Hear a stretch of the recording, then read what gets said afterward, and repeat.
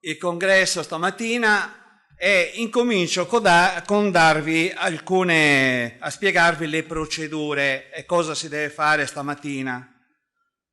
Stamattina ci saranno le votazioni, quando sarà il momento vi avviseremo e si procederà in questo modo qui. Si procederà con la scelta prima della circoscrizione e poi dei singoli circoli di quella circoscrizione. Quando si comunicherà al circolo di presentarsi alla commissione elettorale, dove riceveranno anche la scheda di voto, si presenteranno i 4 delegati del circolo. Quindi per cortesia i presidenti si preparino e stiano collegati con i loro delegati, perché quando si chiamerà il circolo di presentarsi al voto si devono presentare tutti e 4 i delegati. Finito un circolo si andrà avanti con l'altro e così via. Prima una circoscrizione, poi l'altra e poi l'altra. È chiaro? Qualche domanda su questo aspetto? Ok. Come avete visto, organizzare un congresso non è semplice. C'è un lavoro che inizia qualche mese prima e finisce qualche giorno dopo, qualche settimana dopo. E noi, per fortuna, grazie alla squadra che abbiamo qui dell'Eurotarget e ragazze associate, hanno fatto davvero e stanno facendo un grandissimo lavoro.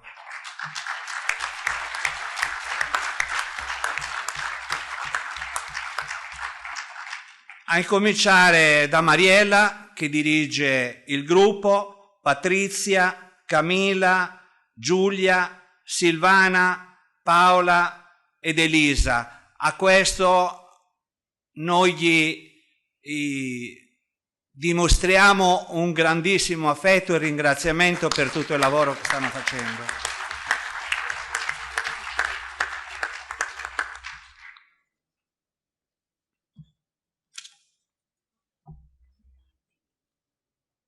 Brava.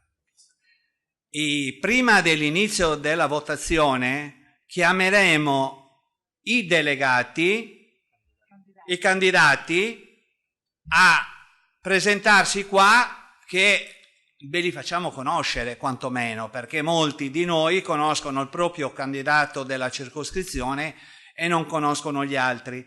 Quindi prima delle votazioni procederemo anche a questa presentazione. Pertanto io invito tutti i candidati a non andarsene in giro, a stare qui, perché appena è possibile faremo questa presentazione. Pertanto adesso iniziamo con gli interventi. L'ultima cosa, qui ci sono delle sedie vuote, ieri hanno partecipato alcuni presidenti, e stamattina, visto che non c'erano ieri, possono partecipare alcune donne e giovani al tavolo, a sedersi al tavolo della presidenza. Questa organizzazione, per cortesia, fatela voi, voi donne, voi ragazzi, e non dateci a noi la scelta, perché voi vi conoscete, quindi potete tornare a desiderio, stare qui un quarto d'ora, 20 minuti, quanto è, poi si fa una rotazione continua. Grazie.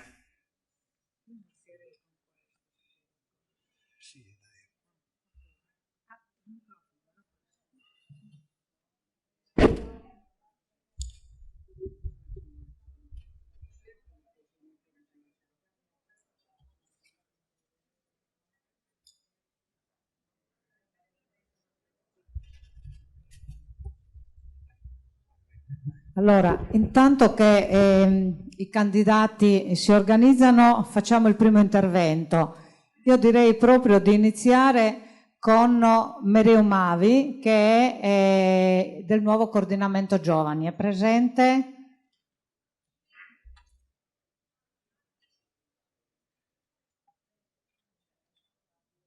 Prego.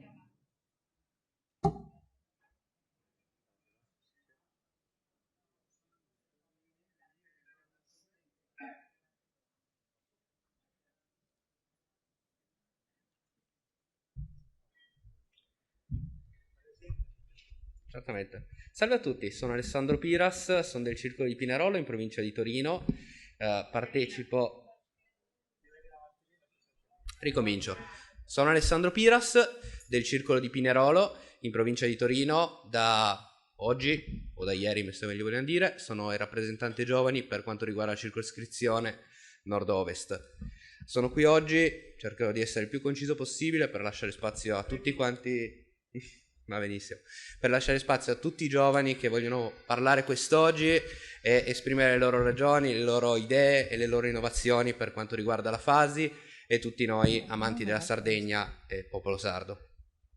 Io in particolare mi concentrerò su quello che è una carenza a livello digitale della FASI, che è la mancanza assoluta di un database e di un elenco di quelli che sono i membri attivi, non attivi della FASI, in modo da poterli raggiungere, conquistare e attirare con iniziative, proposte e tutto quello che può essere la vita ricreativa del circolo, sociale e anche a livello economico, che può attirare sia per i viaggi sia per la cultura e per la bellissima Sardegna, nostra amata isola. L'idea che ci siamo predisposti noi giovani in congresso principalmente a Firenze, dove abbiamo avuto modo di esprimerci e di avere idee e portare avanti un brainstorming di quelle che sono le criticità della struttura organizzativa attuale e in sostanza di stilare un database sfruttando l'ottimo sito web già disponibile della FASI, implementando una schermata dove ogni membro si possa registrare o rinnovare la propria tessera e inserire i dati dove può essere raggiunto tramite mail, con proposte e iniziative anche di più circoli, soprattutto in prefetture dove ci sono parecchi circoli molto vicini. Un esempio che porto perché nella mia zona, la provincia di Torino, è ricca di circoli molto vicini che spesso fanno fatica a parlarsi tra di loro perché non hanno i mezzi veloci e comodi per poter comunicare. Avere a disposizione un elenco di membri, anche targetizzato per età e sesso, in modo di poter proporre al meglio le proposte in base al tipo di iniziativa o di promozione che si va a fare, sarebbe fondamentale e agevolerebbe molto quello che è le iniziative dei circoli, facilitando anche di molto il lavoro organizzativo, avendo a disposizione velocemente un elenco di persone da poter contattare e comunicare, senza perdersi in spesso quello che è il problema di non sapere i membri o non avere modo di contattarli in maniera rapida. Parlando un po' più nel concreto, come ci siamo immaginati di realizzare la questione e l'infrastruttura, implementando un tesseramento online o un rinnovo online che garantisca tramite il sito web FASI un aumento sicuramente in maniera sostanziale nel giro di un annetto, un anno e mezzo degli iscritti al sito FASI, che al momento è decisamente inferiore a quelli che sono i membri della FASI, perché tanti purtroppo non frequentano i circoli, sono soltanto di circostanza, spesso per i biglietti, e avere modo di contattarli e raggiungerli con iniziative sarà un sicuro aumento di vitalità all'interno dei circoli, che spesso tendono a spegnersi proprio perché non hanno modo di arrivare con le loro iniziative. Sostanzialmente la nostra idea era questa e riteniamo che sarebbe un grande vantaggio anche per noi giovani per poterci aggregare in manifestazioni più importanti, anche di più circoli, scusate, in modo che possiamo riunirci e raggiungerci con più facilità e più digitalizzazione. Riteniamo che nel 2022 ormai alle porte sia essenziale avere almeno questo tipo di infrastruttura. Il mio discorso è finito, vorrei ringraziare la FASI per il tempo concessomi. Lascio la parola al prossimo. Grazie anche per i tempi che sono veramente perfetti. Adesso inviterei per l'intervento, ringraziandolo, il senatore Gianni Marilotti, presidente della Commissione per la Biblioteca e l'Archivio Storico del Senato. Grazie.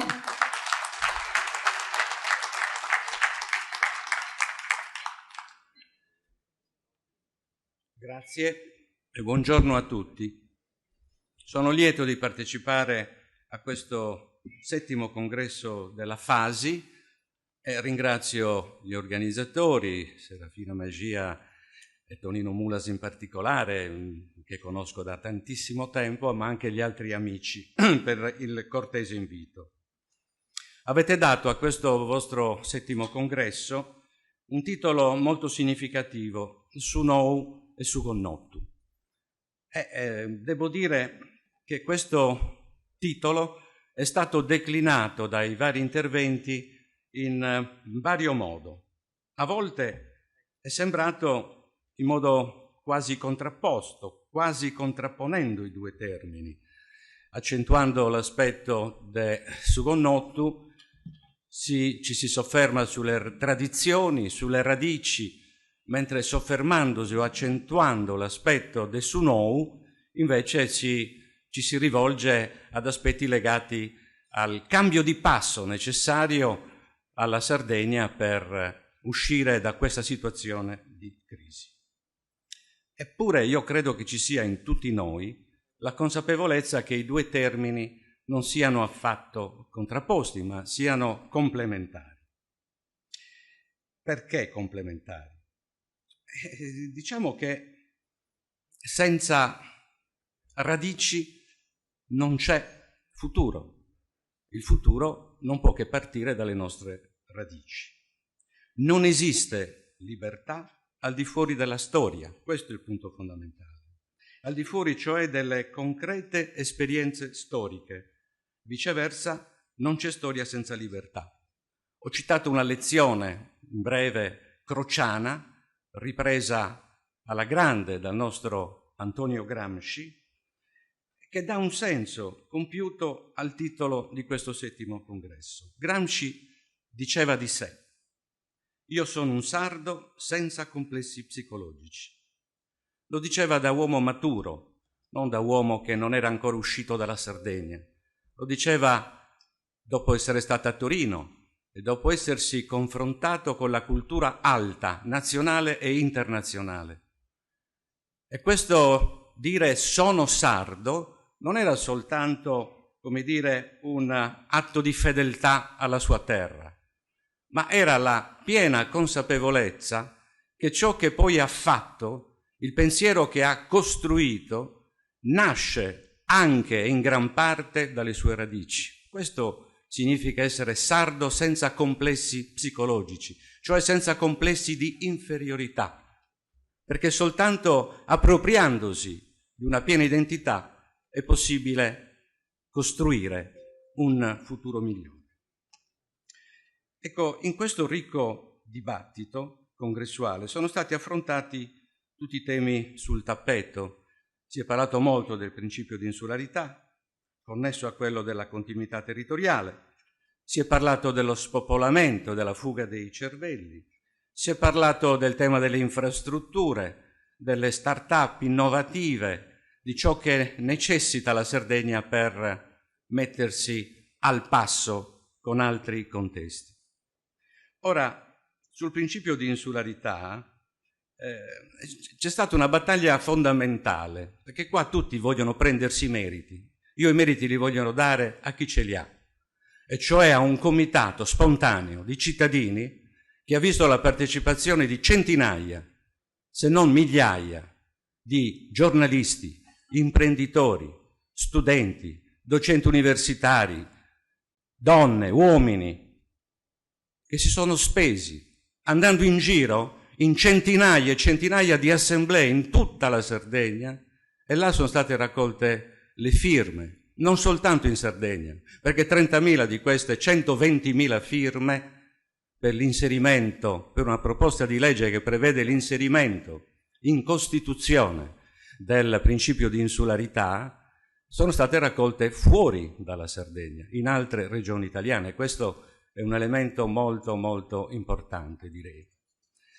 E allora rendiamo grazie al comitato scientifico. Io ne faccio parte fin dal primo momento. Facciamo premio al comitato organizzatore. Voglio citare tra tutti, oltre che Maria Antonietta Mongiu, anche Roberto Frongia, scomparso recentemente, che è stato veramente l'anima di questo percorso.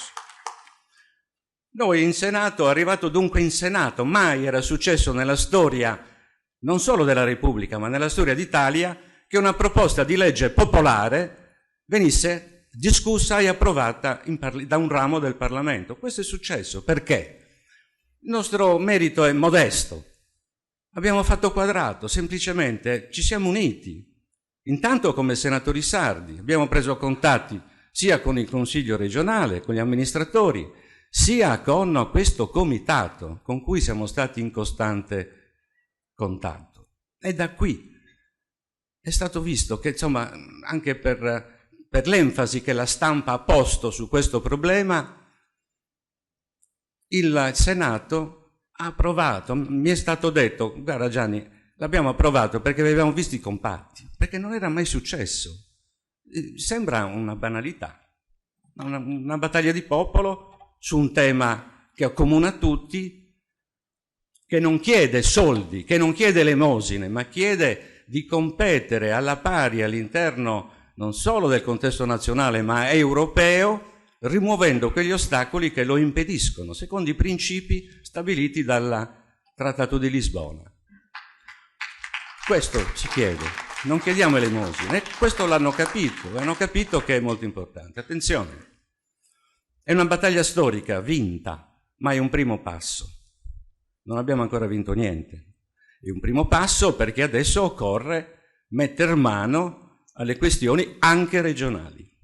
Io credo che sia arrivato il momento di riformare lo statuto regionale, di riformarlo in varie direzioni, innanzitutto con una piena applicazione dello stesso, perché l'articolo 13 dello statuto, quello che ha consentito il primo piano di rinascita, primo e unico piano di rinascita nella nostra storia, perché gli altri sono stati piani settoriali, mentre il piano di rinascita primo è stato un piano organico che, al di là di alcuni errori, puntare tutto sulla chimica, si è rivelato storicamente, diciamo, un errore, però ha consentito alla Sardegna di entrare nella modernità.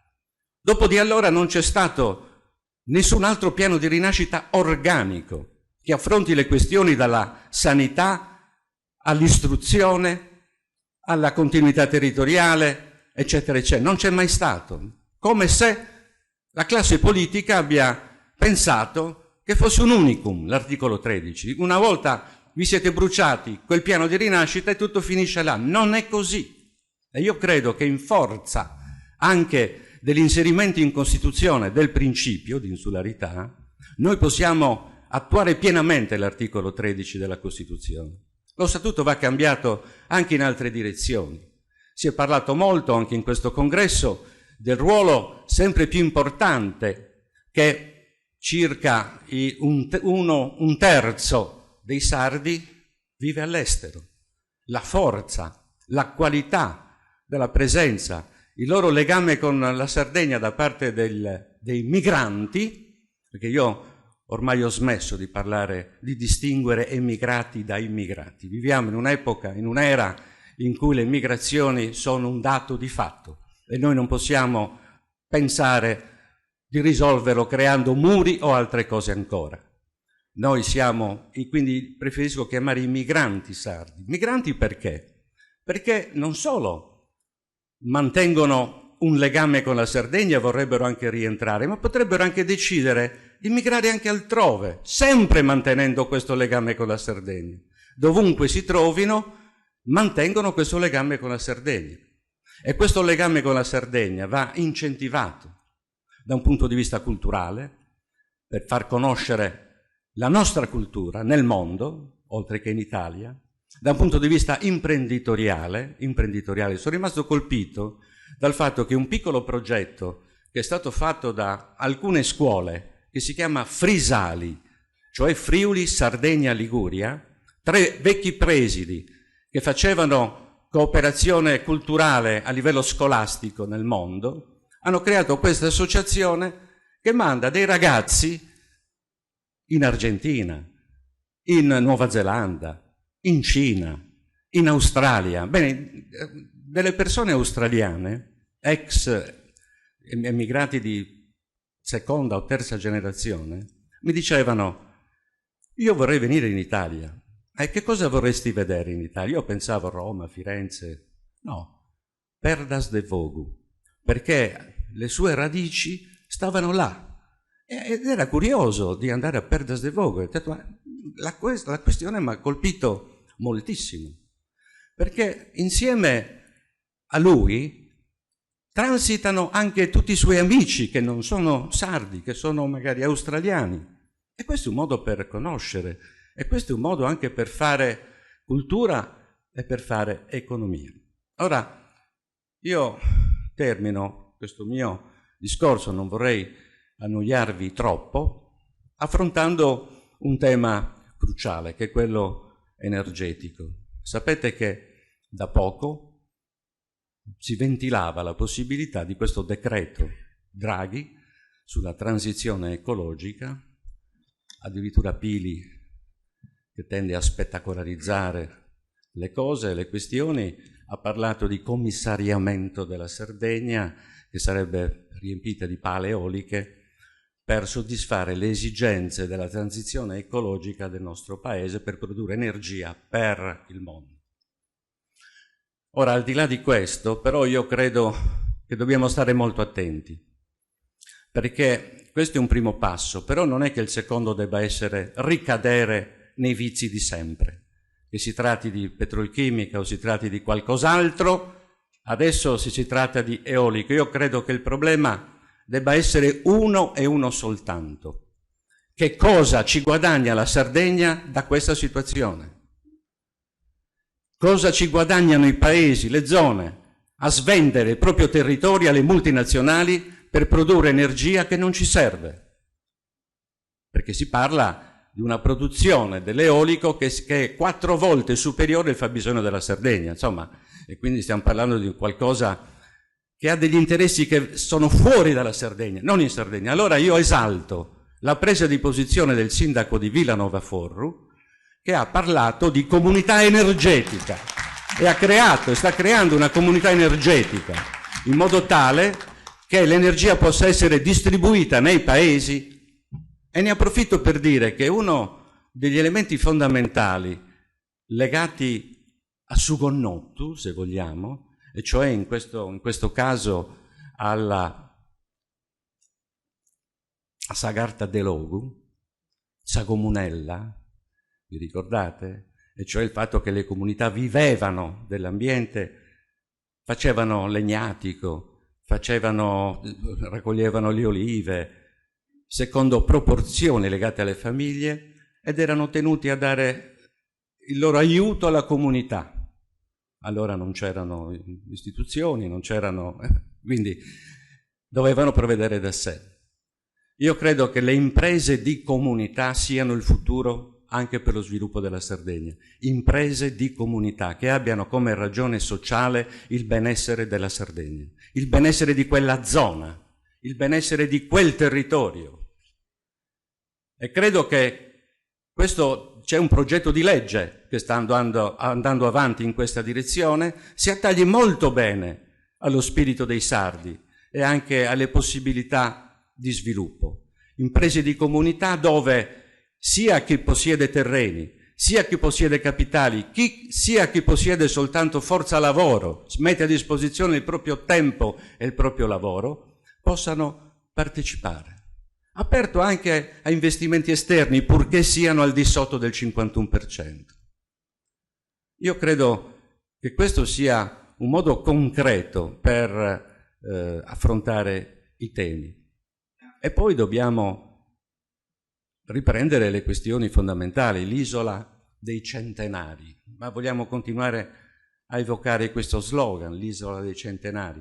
Qui il problema fondamentale è che è nata una fondazione per il genoma ogliastrino, di cui forse avrete sentito parlare, che è nata sulla base di una battaglia durissima contro la Tiziana Life.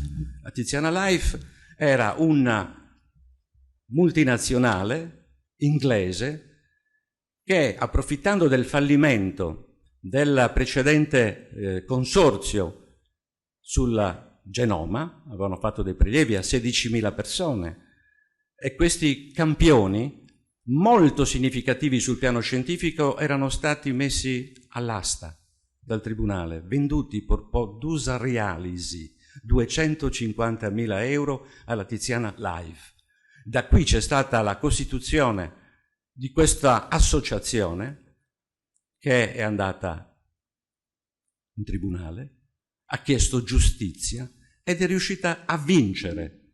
È riuscita a vincere perché l'autorità della privacy ha imposto alla Tiziana Live che non può utilizzare i dati perché non ha il consenso popolare. Se lo richiede, bene, perché il consenso all'utilizzo dei dati non transita in una cessione di proprietà. Dovevano richiederlo. E allora cosa è successo in Ogliastra? In Ogliastra è successo che il popolo, 16.000 persone, non tutte per l'esattezza, ma 11.000 persone, hanno mandato delle lettere dicendo noi rifiutiamo che vengano utilizzati i dati.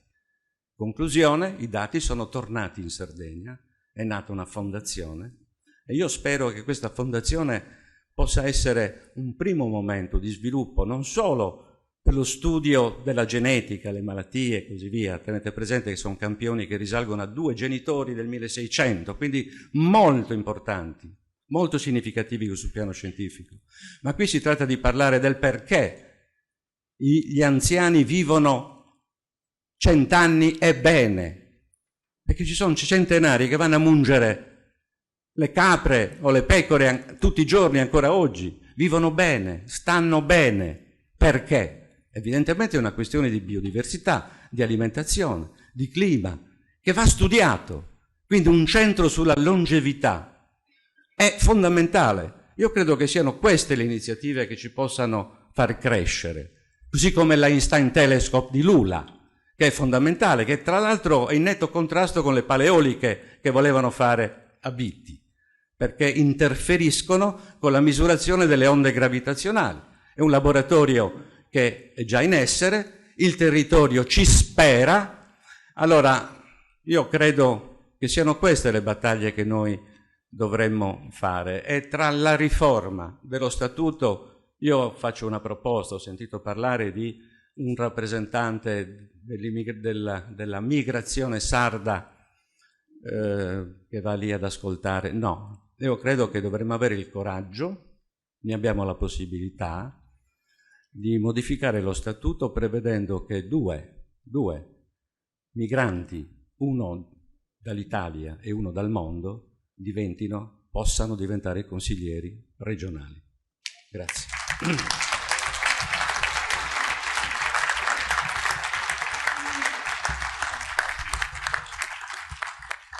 Grazie Elotti. Si preparino i candidati all'esecutivo che dopo l'intervento che ci precede li presentiamo. Grazie. Allora, invito adesso Mattia Lilliu all'intervento. C'è Mattia? Sì. Prego.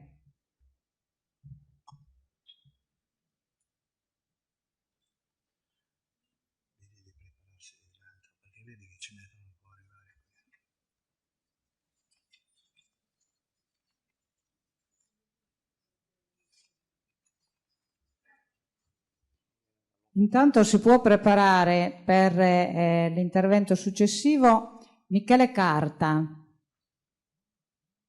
coordinamento giovani. Stamattina abbiamo molti giovani, quasi tutti giovani, e questo naturalmente ci fa molto piacere.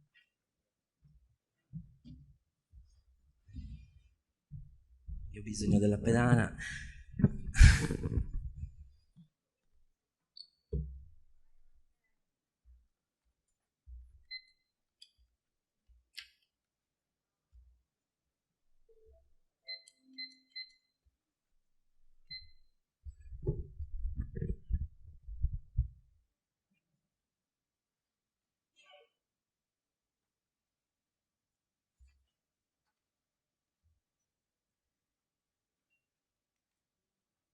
Non la trovo, vado a braccio, dai.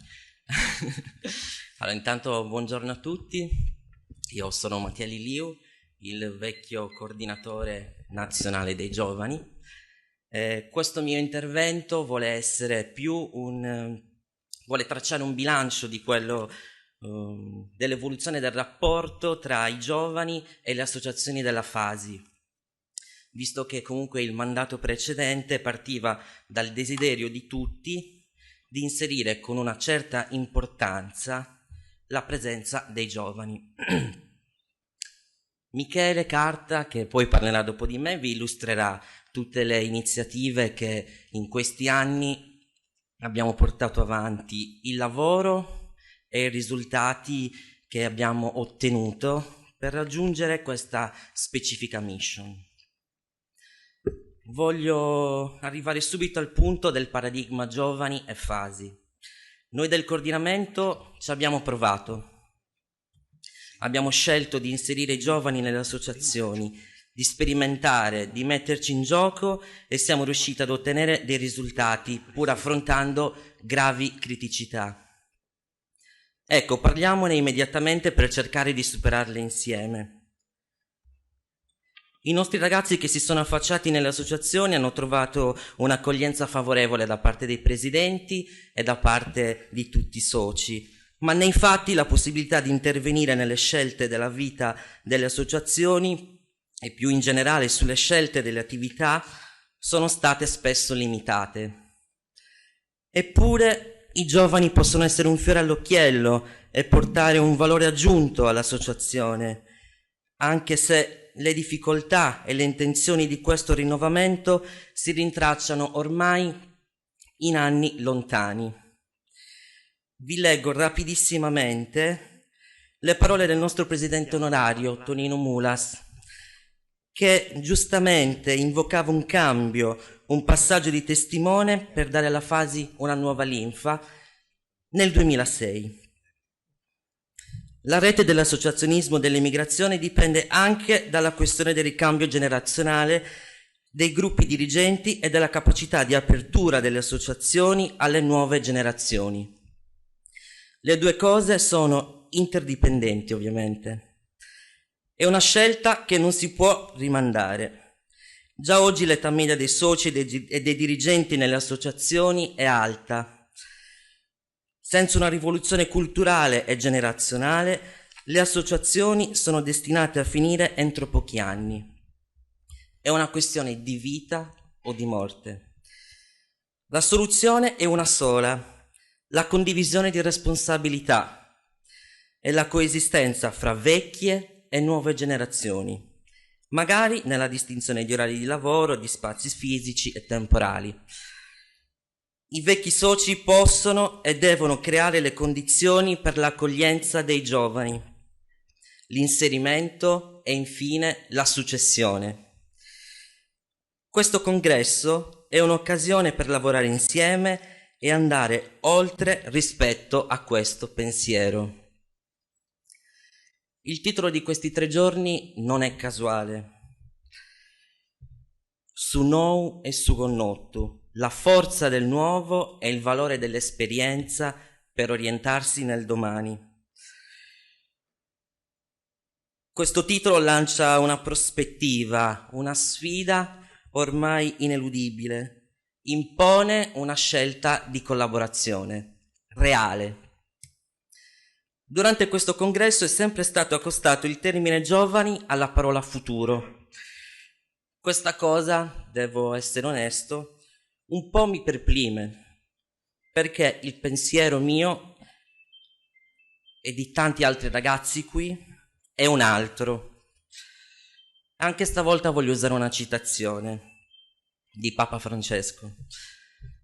I giovani non sono il futuro, bisogna correggere questa espressione. I giovani sono l'adesso, l'oggi.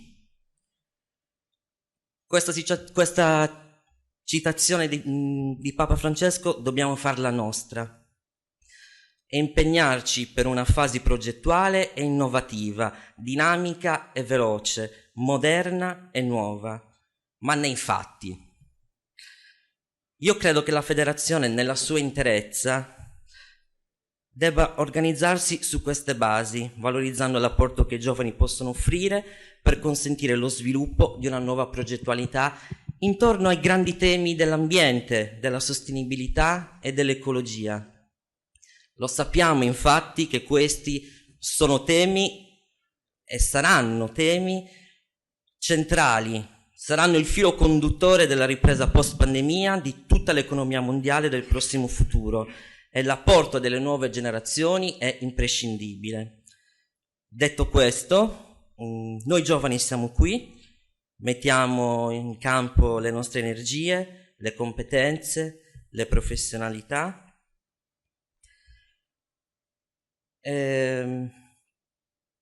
Siamo a disposizione. Con il vostro supporto possiamo iniziare a dare il nostro apporto subito. Basta solo volerlo.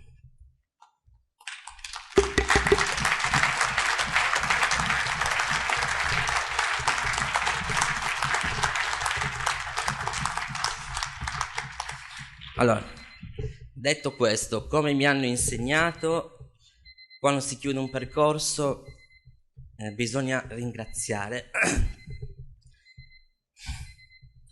Allora, ringrazio le associazioni che hanno accolto le iniziative del coordinamento in tutti questi anni.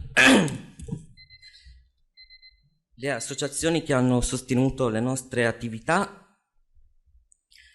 tutti i ragazzi che in questi...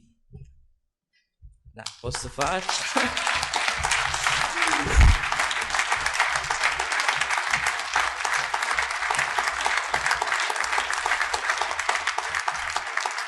Tutti quelli che hanno partecipato, che hanno collaborato, che si sono spesi per questa avventura.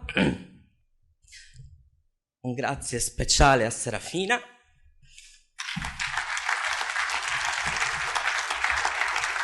Lei lo sa.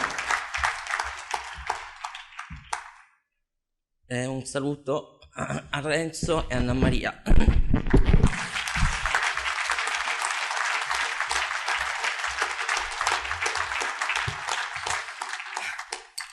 Adesso è il momento di passare il testimone. Vedete come sono più sollevato? Quindi chiamo tutti i ragazzi del nuovo coordinamento giovane eletto a venire qui davanti. Venite. Tutti.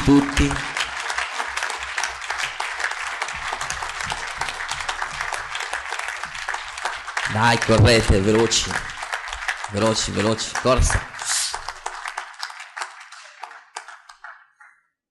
Ne manca uno? Manca Sara? Ok. Chiamatela, qualcuno la chiami. Forse è fuori, brava. Allora, no, prendete il centro, non di lato, al centro, ragazzi. Mattia, dai 2 minuti che poi bisogna procedere, sì, perché sennò vado non veloce. riusciamo a fare non si riesce a far parlare gli altri. Alessandro Piras del circolo dell'associazione di Pinerolo, nord-ovest, centro-nord Cristian Ferro di Bareggio, nord-est Veronica Garau Gorizia, centro-sud Asia Piso Abruzzo e Molise. Un dato che voglio sottolineare subito: sono tutti sardi di seconda generazione, anche questo è un elemento su cui riflettere. In quota nazionale invece abbiamo Mavi Mereu, Michele Carta e poi la nuova coordinatrice dei giovani, per la prima volta una coordinatrice giovane donna, e si chiama Sara Nicole Cancedda. Non è in sala, mi sarebbe piaciuto presentarla,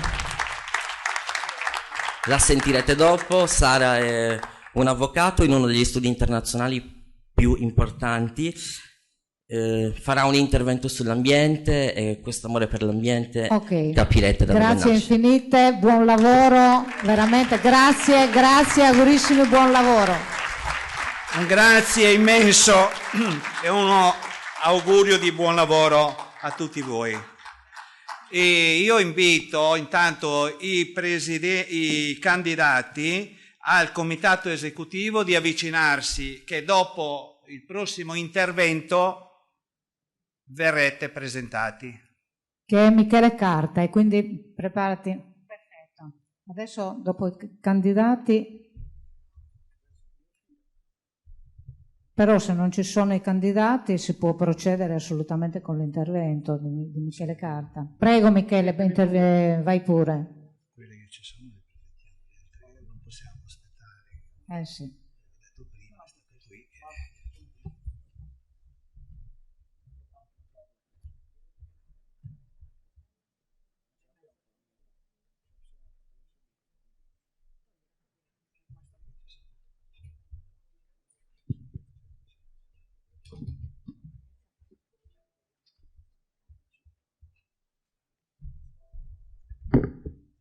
Allora, buongiorno a tutti.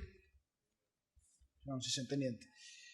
Quindi, prima di tutto, mi presento per chi non mi conoscesse. Sono Michele Carta, ex coordinatore uscente della circoscrizione del Nord-Ovest, sezione giovani, nuovo vice coordinatore nazionale giovani, storicamente tesserato a Rivoli, adesso tesserato a Lecco, che ringrazio per l'ospitalità. Allora, quando nell'ultimo incontro nazionale dei giovani Fasi abbiamo programmato le tematiche da portare a questo congresso, abbiamo deciso che era giusto anche presentare un resoconto di quello che è stato il lavoro del coordinamento giovani in questi anni. E quindi chi meglio di un berchidese che è pomposo per definizione per vantare il coordinamento. Partiamo dal 2017, anno in cui abbiamo raccolto il testimone del coordinamento uscente, del vecchio coordinamento, portando avanti la campagna di formazione dei giovani sulla comunicazione per migliorare e ampliare quello che tutt'oggi è uno dei temi uno dei punti più deboli dei circoli, ovvero la comunicazione esterna. Noi facciamo grandissime iniziative, bellissime iniziative, non lo sa nessuno, non riusciamo a raggiungere il pubblico che meriteremmo, che queste iniziative meriterebbero. Quindi abbiamo portato avanti questo che era un progetto del vecchio coordinamento. L'anno 2018 si apre la porta dei contributi RAS. Abbiamo presentato 2 progetti regionali che sono stati finanziati dalla regione a bando, che seguivano 2 filoni principali. Da una parte la promozione culturale, dall'altra quella turistico-economica, cercando di presentare entrambe questi filoni sotto un punto di vista nuovo che si staccasse quanto più possibile dai classici stereotipi che accompagnano la nostra regione, cercando di concentrarci su aspetti che spesso vengono sottovalutati e che meriterebbero di essere approfonditi.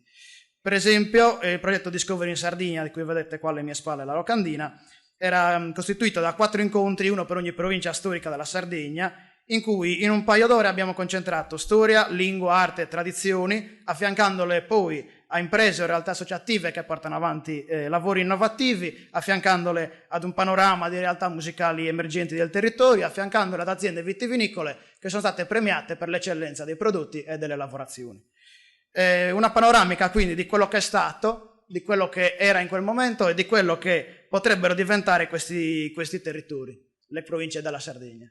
Questo progetto, cosa di cui faccio vanto del coordinamento che ho rappresentato e che andrò a rappresentare adesso, è stato, tutti questi incontri sono stati trasmessi in diretta Facebook, quindi con un pubblico mondiale, perché abbiamo ricevuto saluti e commenti anche dai circoli in Germania, dai circoli in Argentina. Quindi quando noi abbiamo fatto questi incontri avevamo una vetrina mondiale e questo deve essere, tornando al discorso della comunicazione, deve essere il nuovo modo di vedere le cose. Noi dobbiamo aprirci quanto più possibile, far vedere che noi lavoriamo, perché molti non sanno quasi neanche dell'esistenza dei circoli. Andiamo avanti. Ballammo il noi scaso al ballo di un sol nostro, su un videocorso di base sui principali tipi di ballo sardo, liberamente fruibile da tutti quanti su YouTube. Un maestro e 2 ballerini a disposizione di tutti coloro che volessero imparare l'ABC dei nostri balli, 24 ore su 24, 7 giorni su 7. Fruibile da qualsiasi parte del mondo sia raggiunta la connessione internet, evitando quindi i limiti fisici imposti dai classici supporti quali DVD o libri. 5 video con 43.000 visualizzazioni su YouTube e altre 20.000 su Facebook. Un pubblico raggiunto stimato dalle statistiche di Facebook, non lo dico io, di oltre 100.000 persone. Quindi è un progetto che ci tengo a sottolineare, realizzato interamente con maestranza e professionalità interne alla Fasi. Non abbiamo cercato neanche un professionista che non fosse tesserato con noi. Questo cosa vuol dire? Che noi al nostro interno abbiamo un grandissimo serbatoio di competenze e di capacità che dobbiamo sfruttare.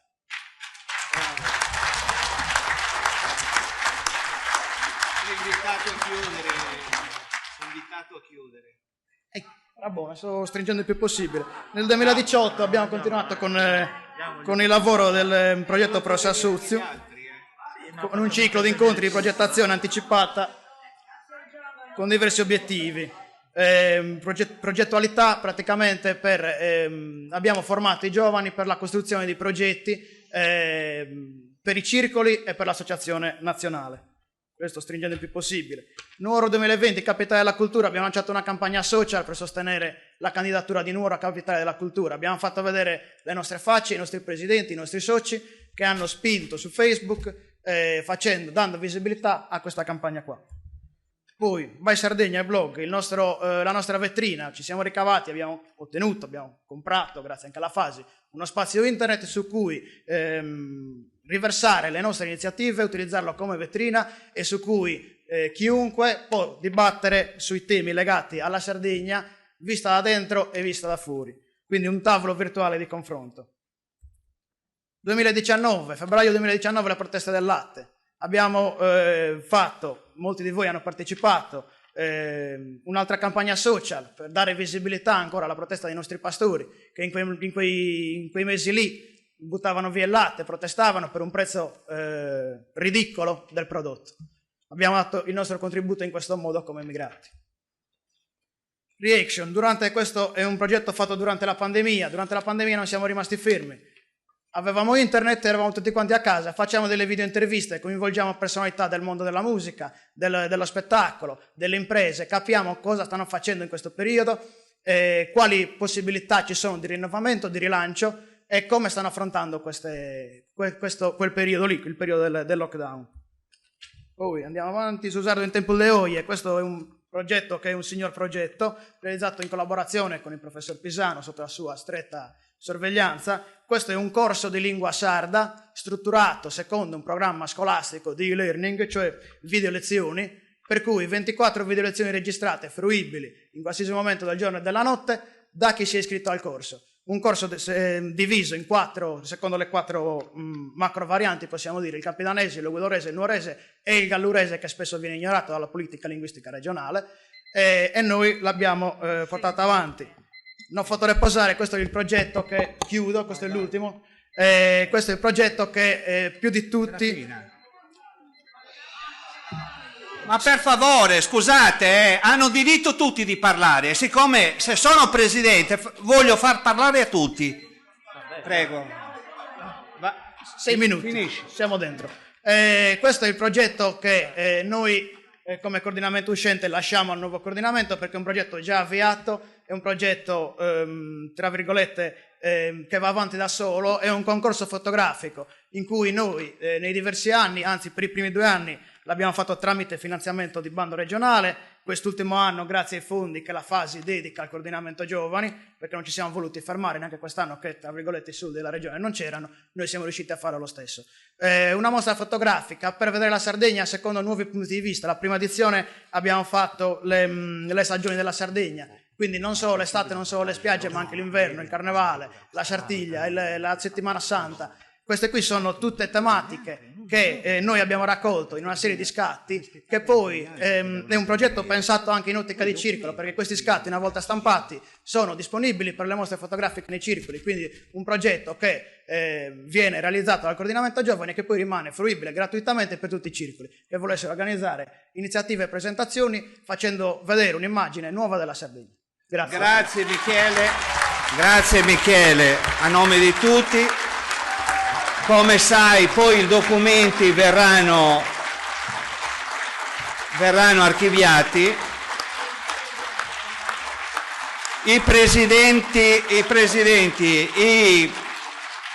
I candidati nel comitato esecutivo, prego.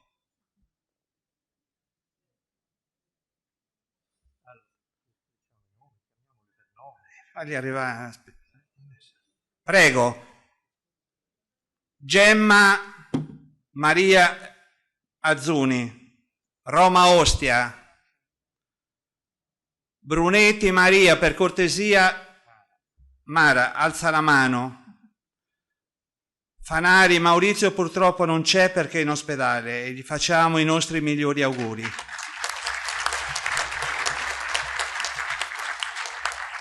Liliu Mattia, lei anche se non alza la mano è conosciuto. Mossa Bastianino, Circolo di Piacenza, Pisano Paolina, Pavia, Pugeddu Ilio, a Kreise, Roma, Secchi Maurizio, Gattinara, Sedda Luciano, Vicenza, Sedda Luciana, scusami.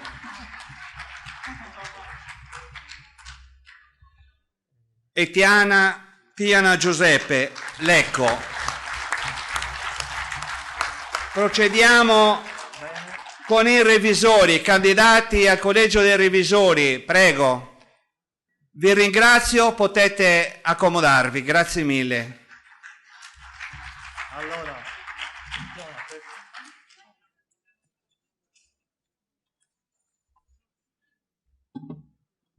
si preparino i candidati al collegio dei probiviri. ok, bene. Allora, Prima revisori. i revisori dei conti, i candidati sono Fabio Cadoni del Circolo di Udine, Giovanni Cervo di Milano, Salvatore Passerò di Pinerolo. Alzate la mano quando vi dice i nomi. Giovanni Cervo. Giovanni Cervo ce l'abbiamo. Fabio Cadoni c'è? E Salvatore Passerò? Eccolo. Beh. Maria Elena Tanda di Padova. Bene. E Luciano Zucca di Pesaro.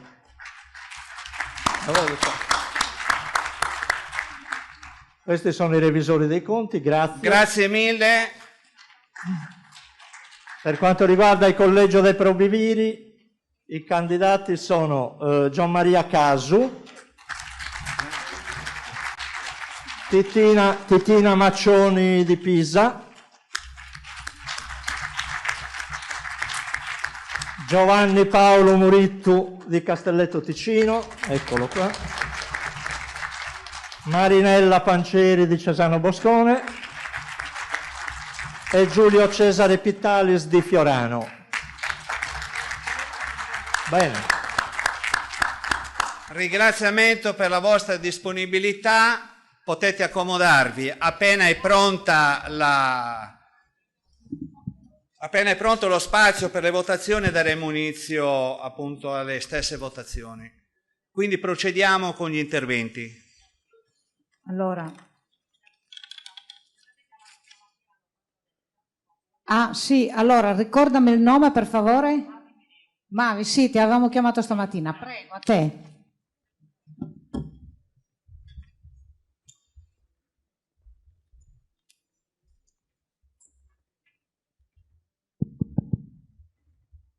Signori, prima c'è stato un po', diciamo così, di movimento per gli interventi, ma se noi invitiamo a rispettare i tempi è perché sappiamo che ci sono tanti iscritti e vorremmo dare la possibilità a tutti, e siccome la maggior parte sono giovani, anzi quasi tutti giovani, magari hanno piacere di parlare quelli di tutte le circoscrizioni. Ecco perché c'è stato questo intervento, ma assolutamente lo sapete che siete non i benvenuti. Di più, certo. Prego. Grazie mille.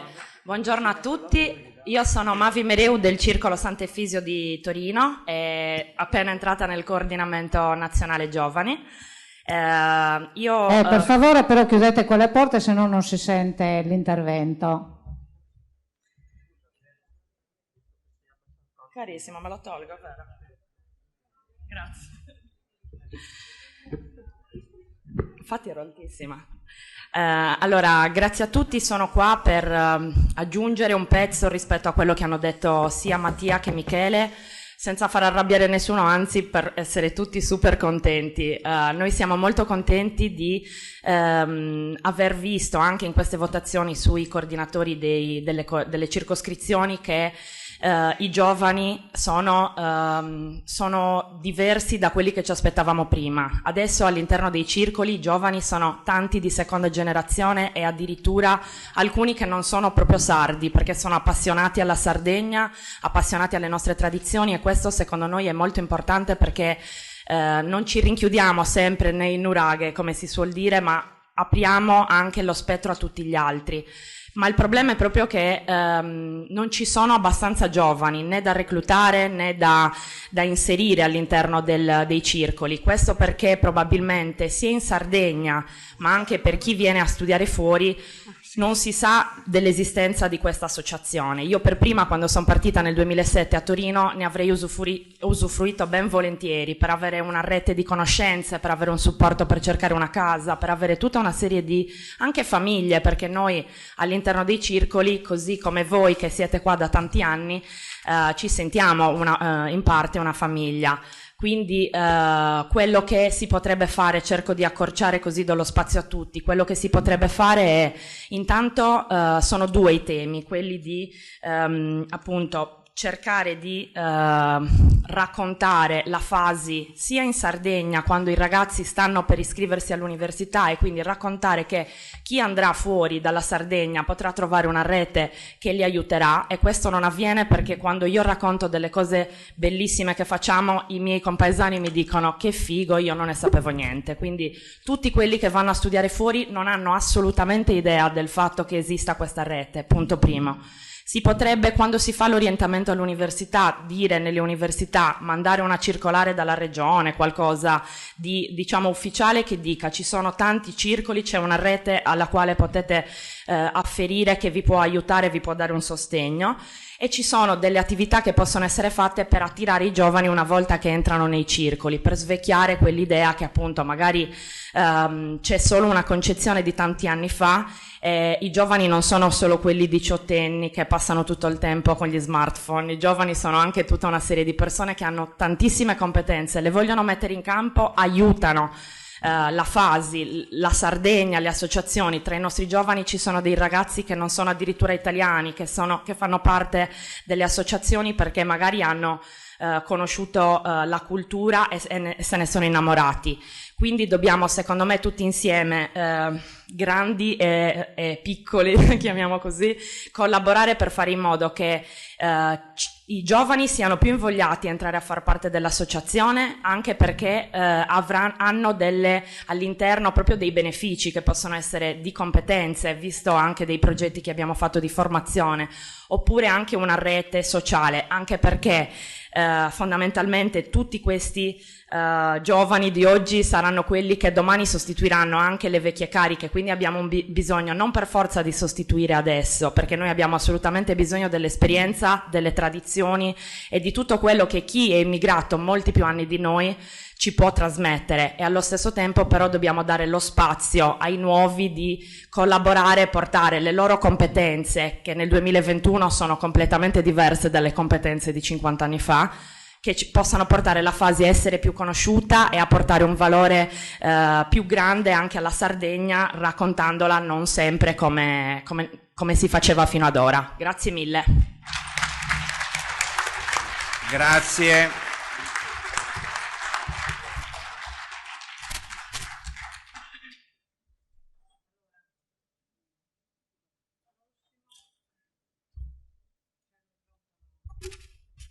Grussu Simone, Ciampino.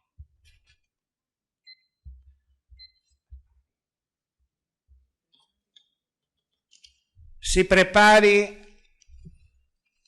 Lampugnani Silvia.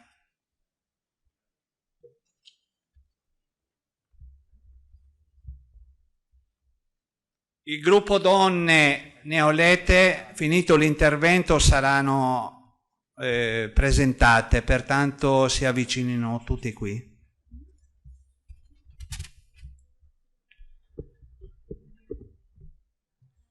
Saluti a tutti, sono da Inghizzo, non a gatto sa presentazioni.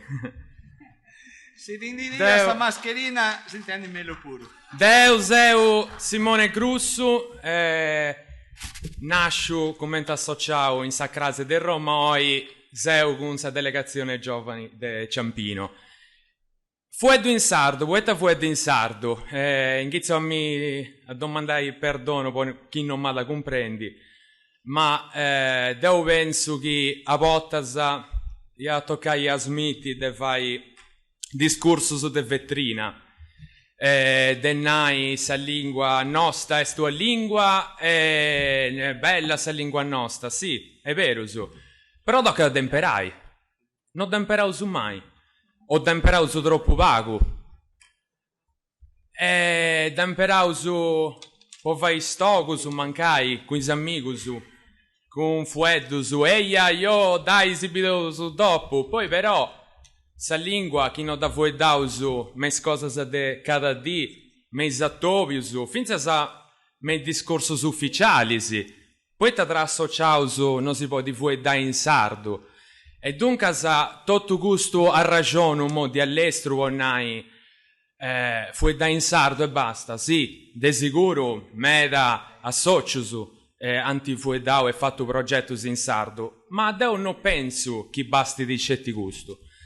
Io penso che esti proprio sa natura de un circolo, poiché un circolo nasciti per promuovere sa tradizione, sa cultura, sa identità di questa Sardegna e calli cosa più importanti de gusto dessa lingua sarda. Dunque io voglio donare un consiglio oggi. Cicai de vai prus attividadisi po donai valori a sa lingua. Finza sa pochissa lingua commenta i sardo su de seconda o terza generazione, i giovani su non hanno mai dentro sa possibilità de imparai. Poeta teneus iscritto su che hanno funti sardo su poeta hanno funti nasciusi in Sardegna. Non esti un nato in Sardegna a fai sa sardidadi, ma uno si può accostai a sa Sardegna e inghizzai a da mai. Dunque a noso di depioso donai sa possibilità di inghizzai a conosci tutte queste cose e finza a su sardo. Dunque a capo in mo domando perdono gli hai fatto tutta questa presentazione con sa traduzione italiana, questa ovvia donai importanza finza a chi giustamente su sardo non lo conosci. Consiglio su po' accabai. Su primo, cercai de fai plus attività che promuova dunque tutta sa cultura con artisti di Sardegna e non cerchesi de s'accappiai sempre ai su stesso su tu su tre nomini. Teneu su una vastità di artisti cercheu su de cambiai con noso a tutto, teneu su a ricchezza a manna. Sa seconda cosa, cercai de fai plus attività che donino valori ai produttori e alle aziende di Sardegna, e chi fa in tibino, casu, pai, tappetusu, e donedi sa possibilità di si confrontare e di crescere finza sa quattopius quanto produttori di questa zona di Osatro, su Milano, Roma, Napoli, del sul circolo di Osatro. Donai più valori ai giovani, donedi sa possibilità di crescere e di fare attività di nuova, Ciccai a volte sa de aver risoco su duscio che poi parli qualcosa a leggere, però desi scappiai da tutte le sconvinzioni che a volte sa teneu. Ciccai adesso perché tu proso open mind. E in acabo sa lingua sarda non po' importanza, ma ciccai de fai più corso su de lingua, finza sa po' fai più bella sul linguaggio che chi si di voi dai conosciti e debattiai no a gente che non conosci di su sardo nuda, non ci di manco di avinghizzai e cercai di accostai figlio su amico su parentesi o cada persona che sia interessata a sa lingua. Usai da me in conferenze, a riunioni tra sociali, su documenti ufficiali, si finza con sa regione, teneusi su sportello linguistico, ci causa di andare innanti, scriei libro su in sardo, e donedo su espipiedo su mesa scuola, sa ligi, a cabo. Grazie a decoro a tutti su po' mai permetto di vuotare noi, e in questo luogo di importo umano. Saluti a tutti. Grazie che hai dato Vinza Rissardo, ti ringraziamo spuro per questo. Però Zorzovano, come toccato a voi spuro dello remunire, non sono noi se lo siamo remunito se scamo spuito, come a chi te ne vuoi metta però del Zovano. Grazie. Grazie a voi.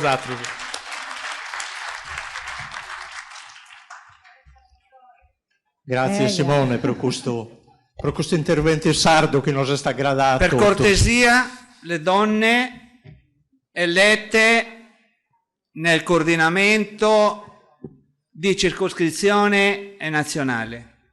Allora, passiamo alla presentazione delle donne elette nel coordinamento nazionale con Rita Danila Murgia, che è stata nominata nuova coordinatrice del coordinamento donne.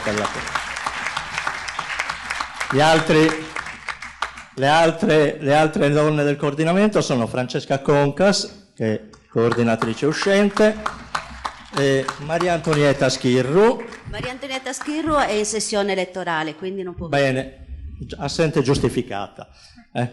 Poi abbiamo le... Eccola arrivata. Bene. Poi per quanto riguarda le responsabili donne dei coordinamenti delle circoscrizioni, Nicoletta Menneas per il centro-sud, Beatrice, leggo male il cognome perché non l'ho scritto io, per cui al quadro, bene, Beatrice al quadro per il centro-nord, Irene Manis per il nord-ovest e Maria Gabriella Schirru per il nord-est. Eccola qua. Andiamo. Allora, io ringrazio tutte le donne dei circoli che hanno selezionato questo sette bello, anzi queste sette belle. Comunque sto andando a braccio, non diremo tante parole perché abbiamo pochissimo tempo e mi hanno detto taglia.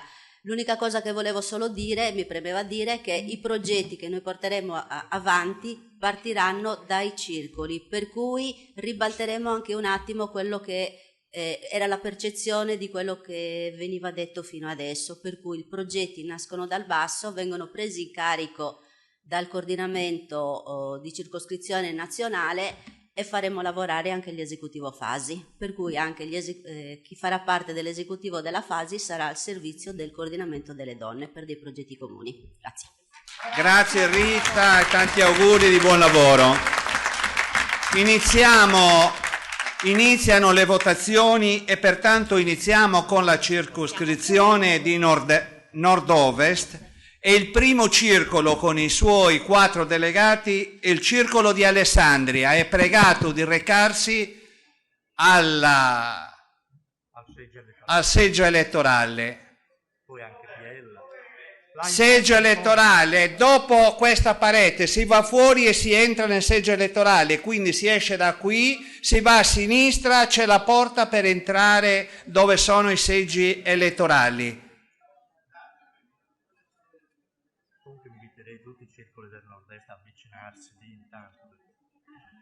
Invito tutti i circoli del nord-est a prepararsi con i propri delegati perché dobbiamo velocizzare, nord-ovest scusate, dobbiamo velocizzare le votazioni. Siamo molto in ritardo, grazie. Allora, il prossimo intervento previsto, Lampugnani Silvia, Gramsci di Torino, sempre delegato giovane, prego Silvia. E cortesemente che deve chiacchierare fuori però, perché non sentiamo gli interventi. Grazie. Anche le porte chiuse magari. Le porte chiuse, sì. Okay. Allora, buongiorno a tutti, sono Silvia Lampugnani del Circolo Antonio Gramsci. Sì, del Circolo Antonio Gramsci di Torino e oggi mi limiterò a leggere ed esporre il pensiero di Alice Murgia del Circolo Acrase di Roma.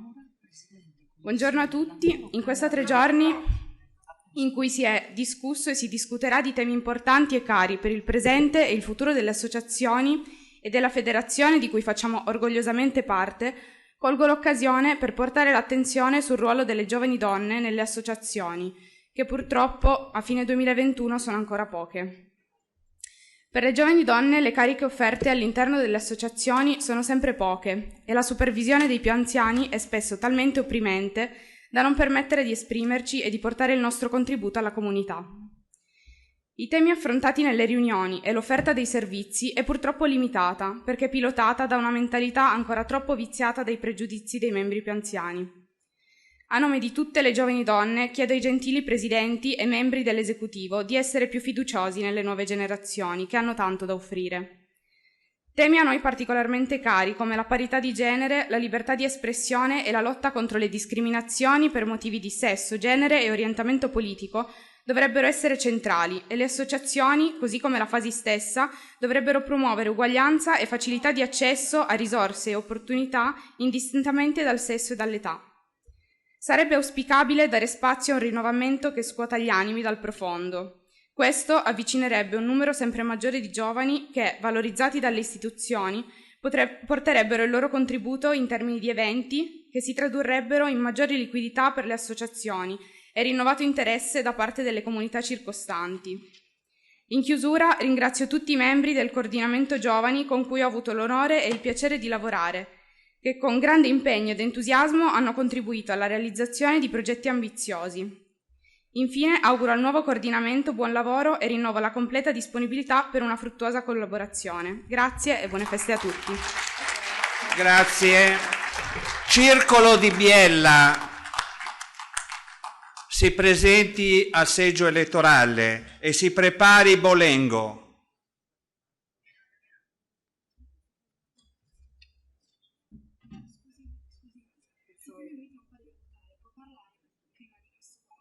Parlate con lui. Sì. Eric Salamone di Torino. Interviene Eric Salamone di Torino.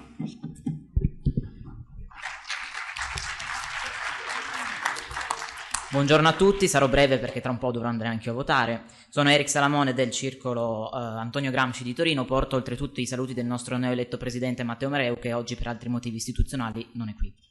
Tra i tanti temi emersi durante il raduno del coordinamento Fasi Giovani è venuto fuori quello riguardante il turismo, in particolar modo uno di tipo sostenibile. Tema a me caro sia perché è mia materia di studio, oltre che per il periodo storico in cui viviamo tutti quanti. Sapete meglio di me il problema incendi, che è dato sia dall'incuria ma anche da una crisi climatica che è sotto gli occhi di tutti quanti. D'altra parte conosciamo anche l'incredibile patrimonio florofaunistico della Sardegna e quindi inevitabile che le due cose vadano di pari passo.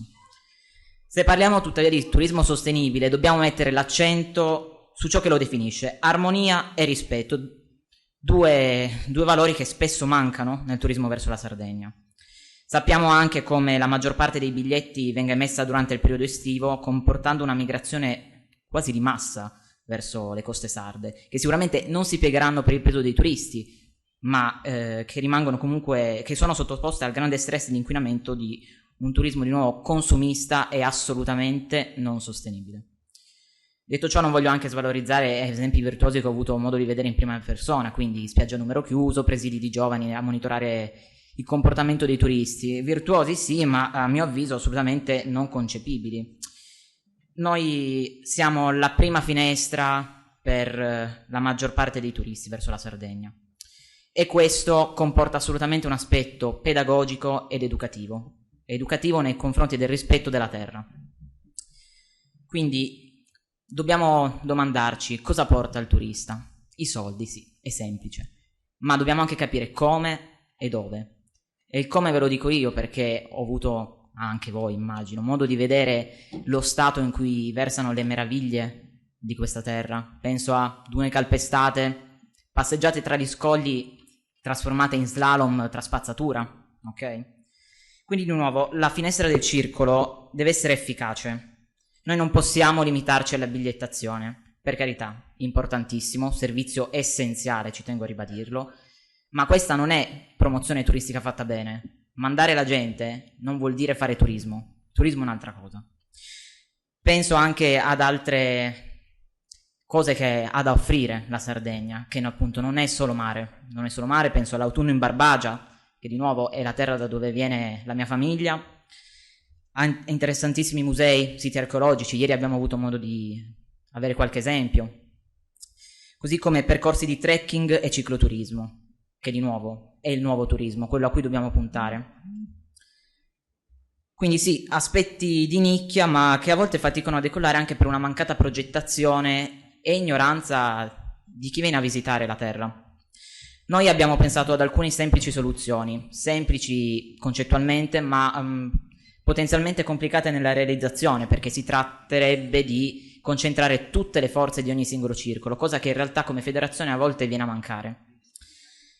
Abbiamo pensato prima di tutto a un portale online Fasi condiviso, paragonabile allo strumento messo a disposizione da parte dell'Unione Sarda, che ha questa mappa interattiva specializzata in coste e spiagge. Idealmente la lente di ingrandimento in questo caso andrebbe verso i luoghi già citati in precedenza. Poi, in secondo luogo, sempre all'interno di questo strumento sarebbe interessante inserire delle strutture convenzionate che rispettino ovviamente una filosofia sostenibile, mi sembra quasi scontato dirlo, e penso quindi ad agriturismi, B&B o comunque strutture ricettive a condizione familiare. Questo modello è già stato applicato con successo presso il nostro circolo e ha fornito uno strumento davvero molto utile per persone che non avessero ancora pensato a una sistemazione. Infine, dobbiamo anche pensare ai nuovi modi di comunicare. Quindi questa volta pensiamo anche a un pubblico più giovane, nativo digitale, quindi coinvolgere idealmente giovani influencer del territorio, quindi grazie a uno stile comunicativo social e il pregio di essere degli insider a tutto tondo sarebbero in grado di coinvolgere una fetta di popolazione magari poco interessata a un tipo di turismo lento, quindi mettendolo sotto una nuova luce e rendendolo più appetibile. Per concludere ci tengo a ribadire nuovamente come queste azioni debbano essere attuate sotto un'azione Fasi ben progettata, quindi non un pur parler, cioè progettazione vera e propria. Quindi e soprattutto con una collaborazione congiunta dei nostri circoli, che sono il primo motore dell'esportazione della cultura sarda in Italia. Grazie.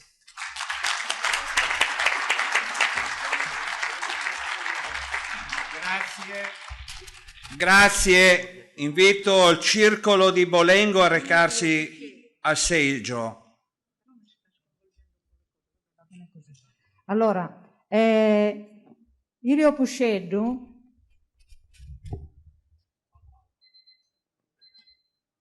non c'è? Allora, se non c'è, invito Ferro Cristian. Non c'è? Ah, c'è? Prego Cristian.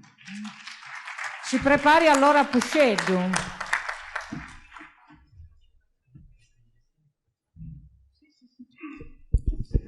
Buongiorno a tutti, sono Ferro Cristian del Circolo di Bareggio, rappresentante giovani e nuovo coordinatore della circoscrizione del Centro-Nord. Volevo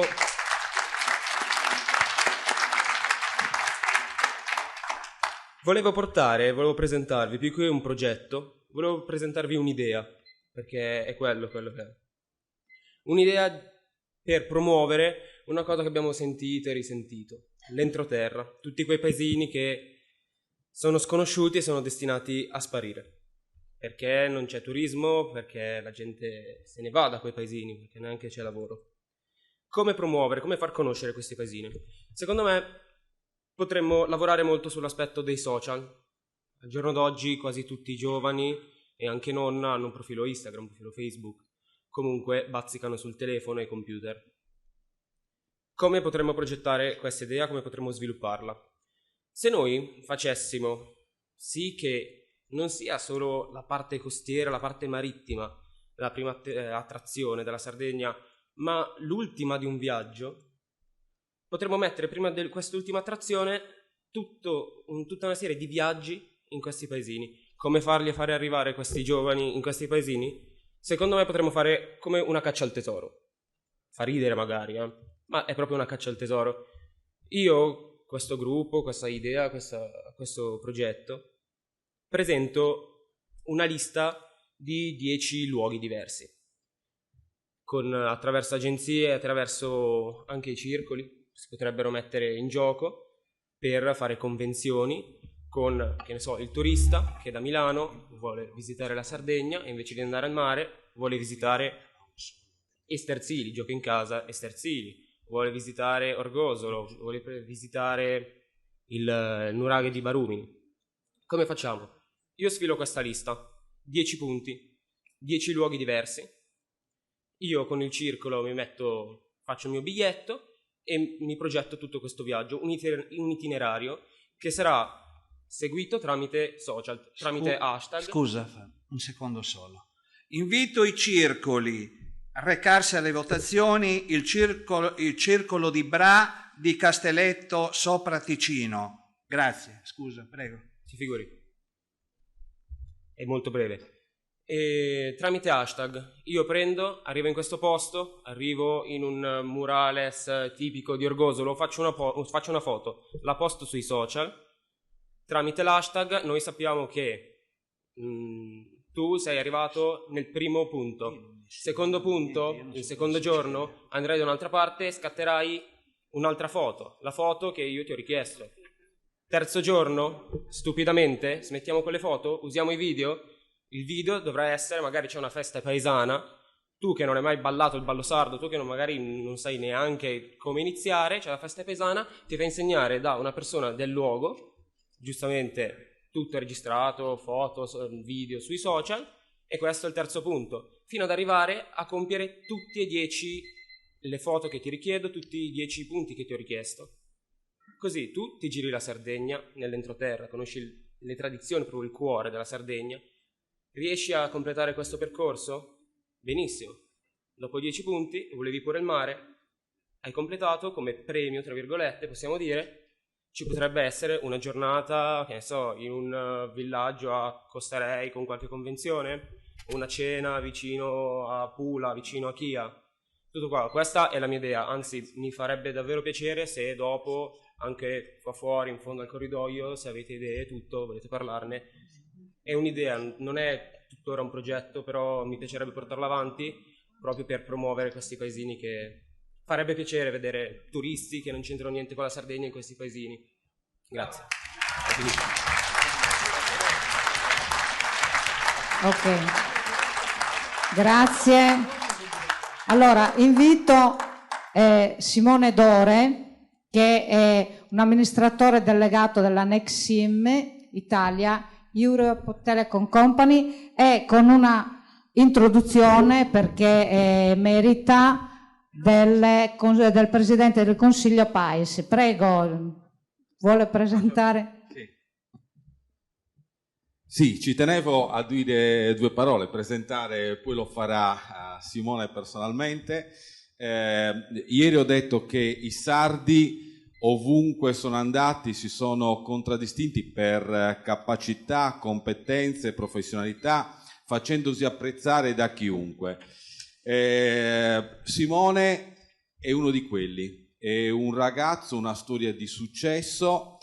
Forbes, che è la prestigiosa rivista internazionale, lo ha inserito come tra i migliori top manager italiani.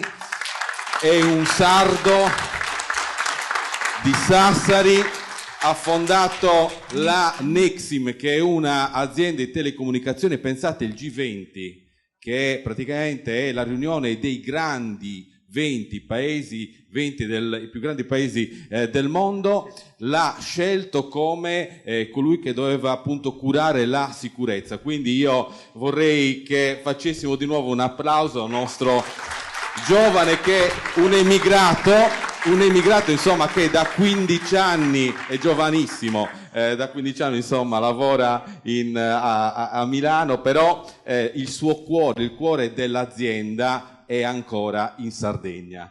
Simone Dore. Per cortesia si rechino alle urne il circolo di Domodossola e Gattinara. Grazie. Prego. Grazie. Ringrazio le parole del Presidente, ringrazio per avermi invitato qui oggi e voglio giusto ribadire qual è il segreto di quello che ha portato oggi Nexim non solo in Italia ma in tutta Europa e in tutto il mondo come azienda di telecomunicazioni. E la nostra bandiera, quella che ci accompagna tutti i giorni, quella che è presente nella mia scrivania dell'ufficio, quella che durante le trattative con l'Arabia Saudita, con i Paesi Bassi, ha rappresentato davanti alla mia faccia, alla mia azienda, alle mie persone. Il segreto ulteriore della mia azienda è che è composta maggiormente da sardi. Perché da sardi? Perché qui ringrazio, ed è, diciamo, essere come a casa, essere come nel mio ufficio e parlare davanti ai miei colleghi, davanti alle mie persone. E quello che riguarda la bandiera che mi accompagna tutti i giorni è anche il segreto delle persone che sono nate in Sardegna, sono cresciute in Sardegna e tutti i giorni portano avanti l'etica di come sono cresciuti e della storia delle persone.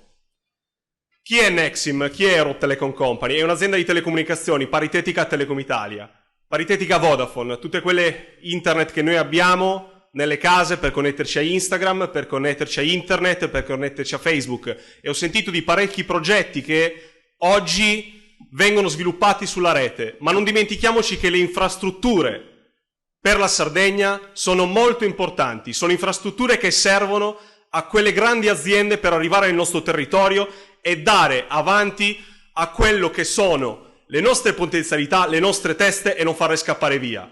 E qui tengo a dare un piccolo consiglio, tengo a dare veramente un consiglio a tutti noi e facciamo attenzione quando compriamo prodotti, perché se noi andiamo a acquistare fuori dal nostro territorio stiamo dando i nostri soldi, stiamo dando le nostre competenze al resto del mondo e non le stiamo centralizzando in Sardegna. E da sardo mi dico, stiamo attenti, portiamo avanti il nostro territorio.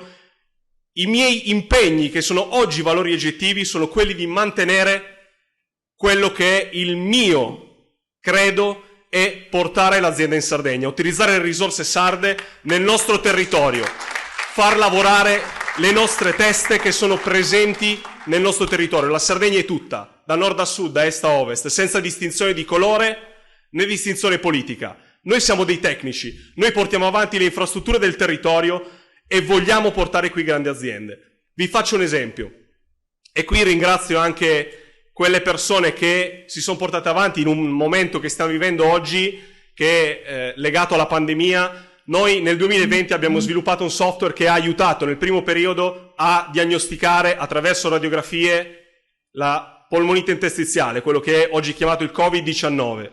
Lo abbiamo fatto, sono stato io il primo con 2 figli, a viaggiare per aerei con la paura di dover entrare a casa e farmi quarantene, far ammalare i miei figli, la mia famiglia, i miei colleghi e tutta la mia struttura, ma anche far ammalare persone che viaggiavano con me. E lo abbiamo fatto in prima battuta pensando alla Sardegna. Io ho contattato personalmente il dottor Profili, che è il direttore dell'unità radiologica dell'ospedale di Sassari, e oggi stiamo portando avanti un bel processo. Abbiamo una delle infrastrutture più importanti e più tecnologicamente avanzate in Italia, e non solo in Italia ma in Europa e nel mondo, e siamo in Sardegna. Quindi io quello che chiedo è l'aiuto di tutti oggi a fare attenzione di cosa compriamo e di cosa noi andiamo a cercare, perché ce l'abbiamo nel territorio. Può essere il nostro vicino di casa, può essere il nostro più grande nemico, ma è sempre quel nemico che ci può andare ad aiutare assumendo persone, creando posti di lavoro e aiutando tutti noi, perché tutti noi abbiamo bisogno della Sardegna. Grazie. Grazie infinito, grazie. Sono pregati a recarsi alle urne Genova e Nichilino, grazie. Genova e Nichilino. Si preparino Pinerolo e Piosasco.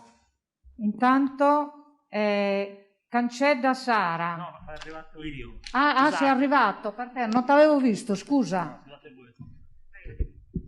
avuto un contrattempo, scusate. Buongiorno a tutti, grazie.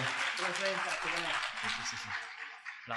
Buongiorno a tutti, sono Irio Pugedu, faccio parte del Circolo Acrase di Roma e nella vita faccio il videomaker e insegno cinematografia all'Accademia di Sassari.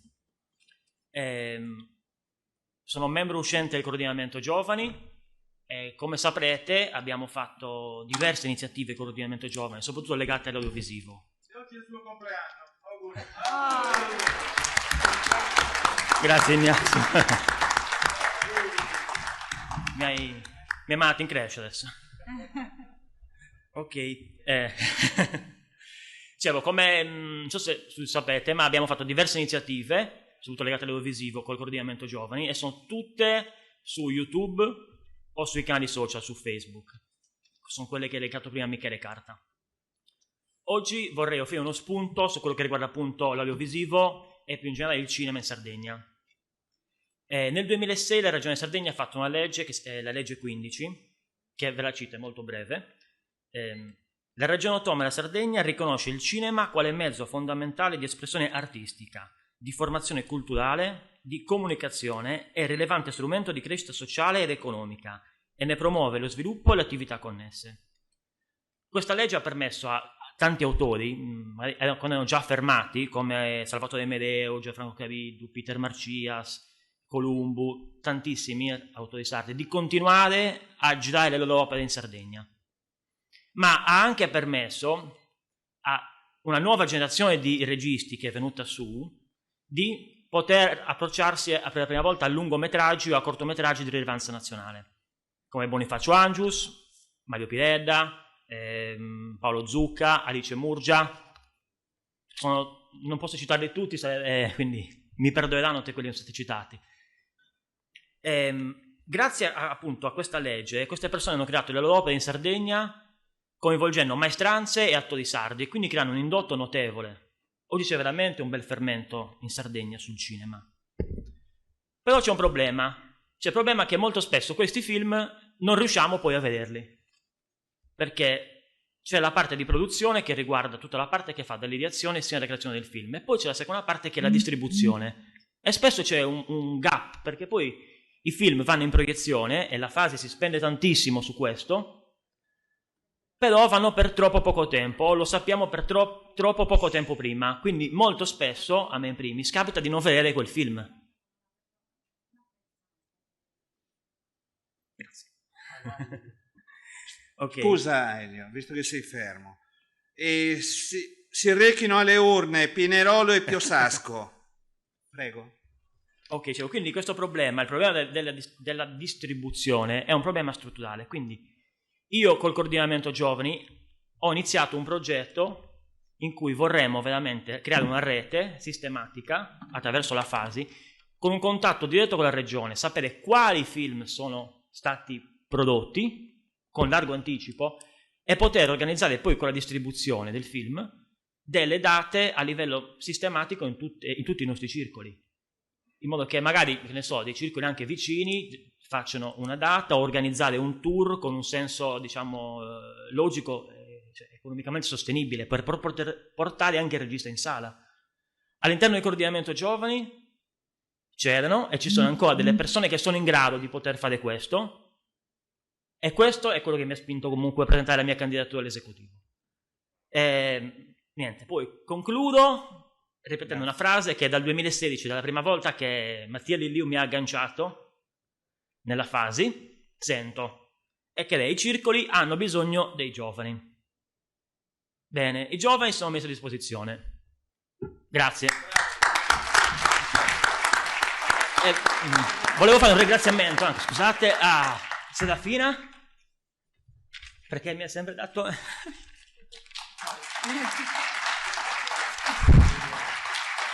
Cioè, carta bianca su tutto, e Tonino e Mattia. Grazie, grazie.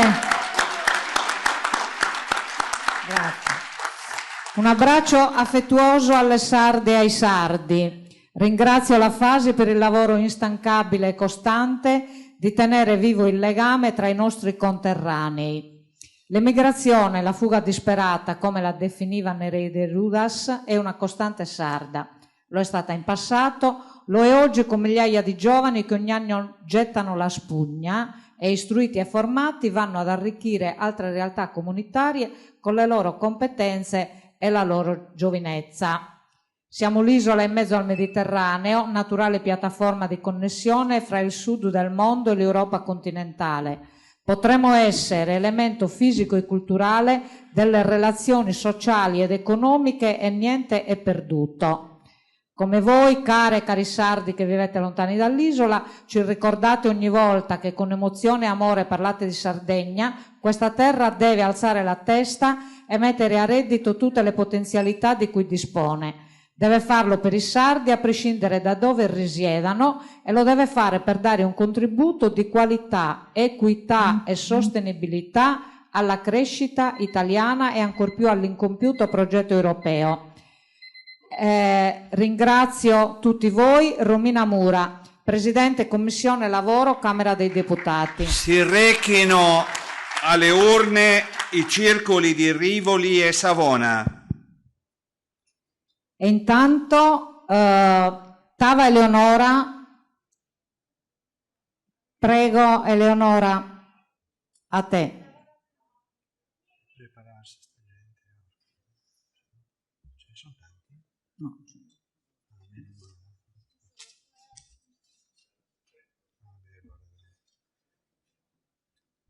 Intanto si prepari Cancedda Sara Nicole. Buongiorno a tutte e tutti, sono Eleonora Tala, studio filosofia all'Università di Bologna e oggi sono qui come delegata giovane dal Circolo di Piacenza. Ho deciso di chiedere qualche minuto per parlare poiché ritengo sia importante ritagliare un po' di tempo anche per noi. Per noi intendo la categoria di persone definita come sardi e sarde di seconda generazione, quindi tutti e tutte coloro che non hanno avuto la fortuna di nascere nella nostra amata Sardegna. Molto spesso quando mi presento, tra le varie domande c'è sempre quella sull'origine dei miei tratti olivastri mediterranei e alla mia risposta tendenzialmente controbattono con «Ma ti senti più sarda?» Ok. No, scusate, ho un po' di ansia. Molto spesso quando mi presento tra le varie domande c'è sempre quella sull'origine dei miei tratti olivastri mediterranei e alla mia risposta tendenzialmente controbattono con «Ti senti più sarda o piacentina?» E tra me e me penso «Ma che razza di domanda è?» Io personalmente non mi riconosco in nessuna delle due poiché ritengo la definizione priva di fondamento. Sembra quasi si debba superare un test come se ci fosse un'attitudine per riconoscersi in una determinata cultura di appartenenza. Anche se sono nata e cresciuta a Piacenza, ciò non significa che io sia meno sarda o meno legata alle mie usanze.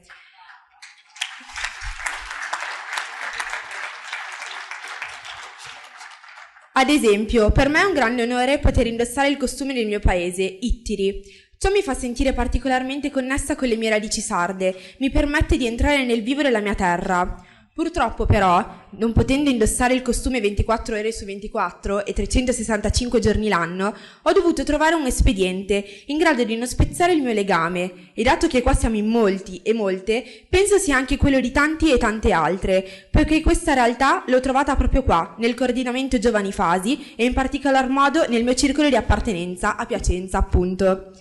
Non voglio dilungarmi più di tanto, il mio messaggio credo sia chiaro. Noi sardi e sarde di seconda generazione esistiamo, siamo tanti, tante e costituiamo una risorsa per l'emigrazione e in generale per la Sardegna. Scusa Eleonora, un secondo. Si presentino alle votazioni i circoli di Torino Gramsci, Torino Sant'Efisio e Vercelli. Grazie. Prego. Grazie per l'attenzione, buon proseguimento. Non volevo interromperti, non volevo...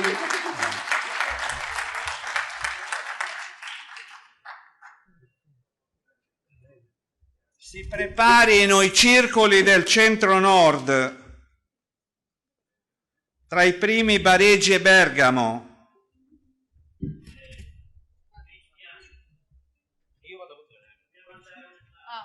Preparati. Sì, dai, poi tornate dopo. Appena hai votato torna. Allora, chi parla ora?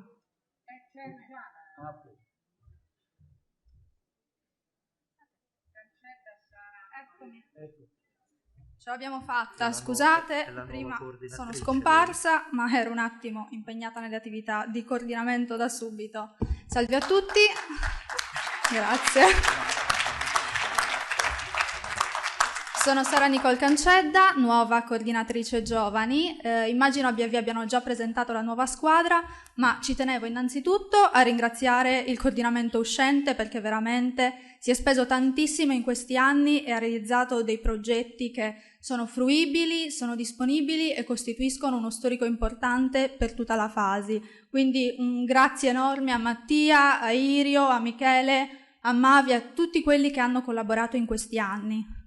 In secondo luogo vorrei dire che abbiamo un nuovo coordinamento che è composito, che riflette i grandi cambiamenti interni alla fase, perché tutti i coordinatori di circoscrizione sono sardi di seconda generazione, sono tutti giovanissimi, persone con grandissime competenze nei settori che guideranno il cambiamento e che potranno quindi mettersi a disposizione della fase e di tutte le sfide che sarà chiamata ad affrontare, come la digitalizzazione, un nuovo approccio all'ambiente, alla sostenibilità, l'affrontare la tematica dei cambiamenti che riguarderanno il terzo settore, perché abbiamo anche questo genere di competenze. E questo credo sia importante, sia una risorsa che deve essere valorizzata.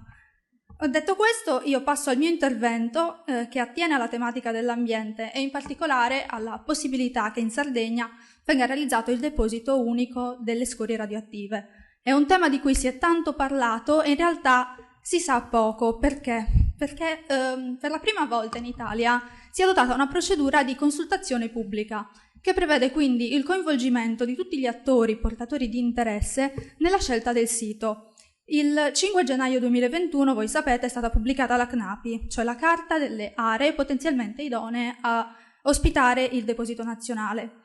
Questa carta ha individuato 67 siti potenzialmente idonei. Di questi 67 siti, 14 si trovano in Sardegna e sono distribuiti per larga parte tra Marmilla, Sarcidano e Tregenta. Dal momento della pubblicazione della carta si è poi avviato un periodo in cui i soggetti potevano proporre delle osservazioni di carattere tecnico attinenti non solo alla struttura del deposito in sé, quindi al progetto, ma anche all'individuazione delle aree. Ora voi sapete qual è la situazione dei piccoli comuni della Marmilla, del Sarcidano e della Tregenta. Di certo non dispongono di uffici tecnici in grado di affrontare e di predisporre delle osservazioni che possano essere prodotte in quella sede, ma non per colpa, per questioni dimensionali, semplicemente. Quindi diciamo c'è stata una grande partecipazione dal basso da parte dei cittadini. Tantissimi giovani sardi hanno costituito dei comitati spontanei e hanno messo a disposizione della collettività le proprie competenze per realizzare delle osservazioni e opporsi alla scelta di queste aree come potenzialmente idonee. Io personalmente sono membro del comitato Storie e No Scorie, che si è occupato principalmente della Marmilla, ma sono in contatto con tutti gli altri comitati che in Sardegna hanno lavorato in questi mesi.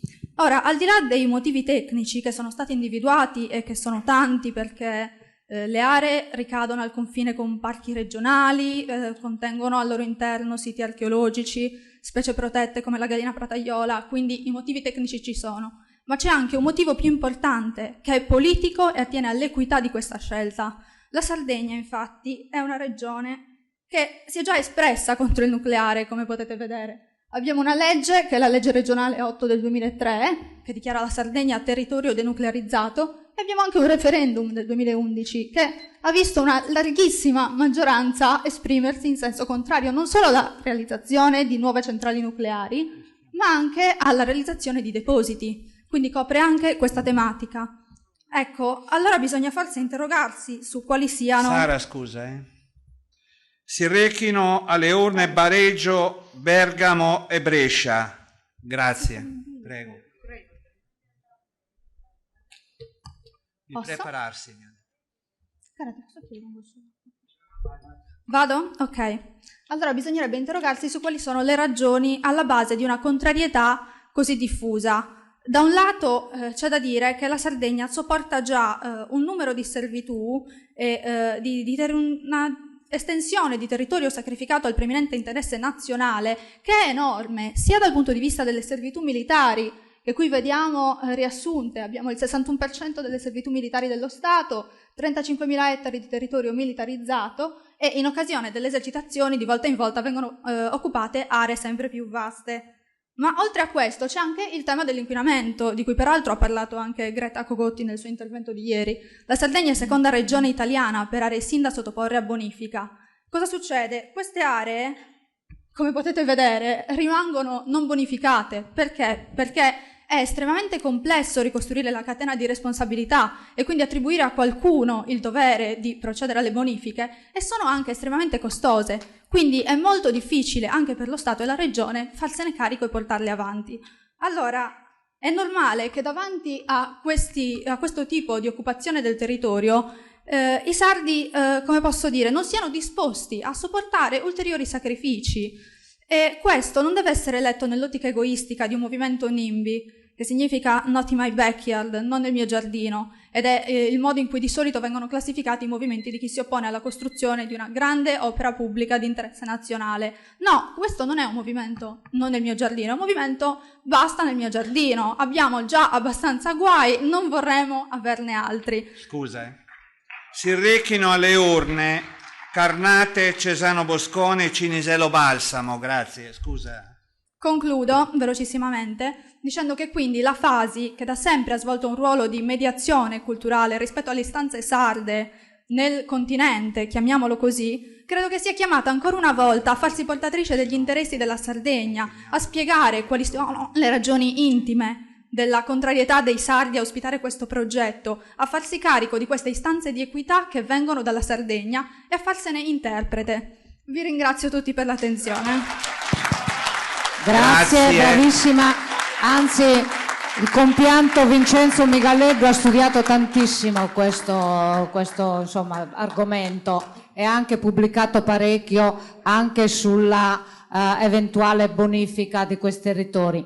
E sarebbe proprio anche importante che dal momento che viene dal basso, da tutta la Sardegna, questa richiesta, che tutta la classe politica ad una voce veramente esprima la sua contrarietà o quantomeno un controllo accurato su questo, insomma, su questo tema, che veramente per noi, per la Sardegna, è vitale, come si diceva anche nel convegno di ieri. Quindi insomma sarebbe veramente utile occuparsene. Grazie. Allora, devi fare qualche annuncio ancora delle elezioni? Altrimenti si chiamiamo... rechi alle urne il circolo di Como. E invitiamo all'intervento di Sini Gloria. Sono? Ah, prego, allora faccio parlare l'altro, poi sì. Allora, no, gli interventi, guarda, è l'ultimo questo di Sini Gloria. No, questa è la mozione. Questa.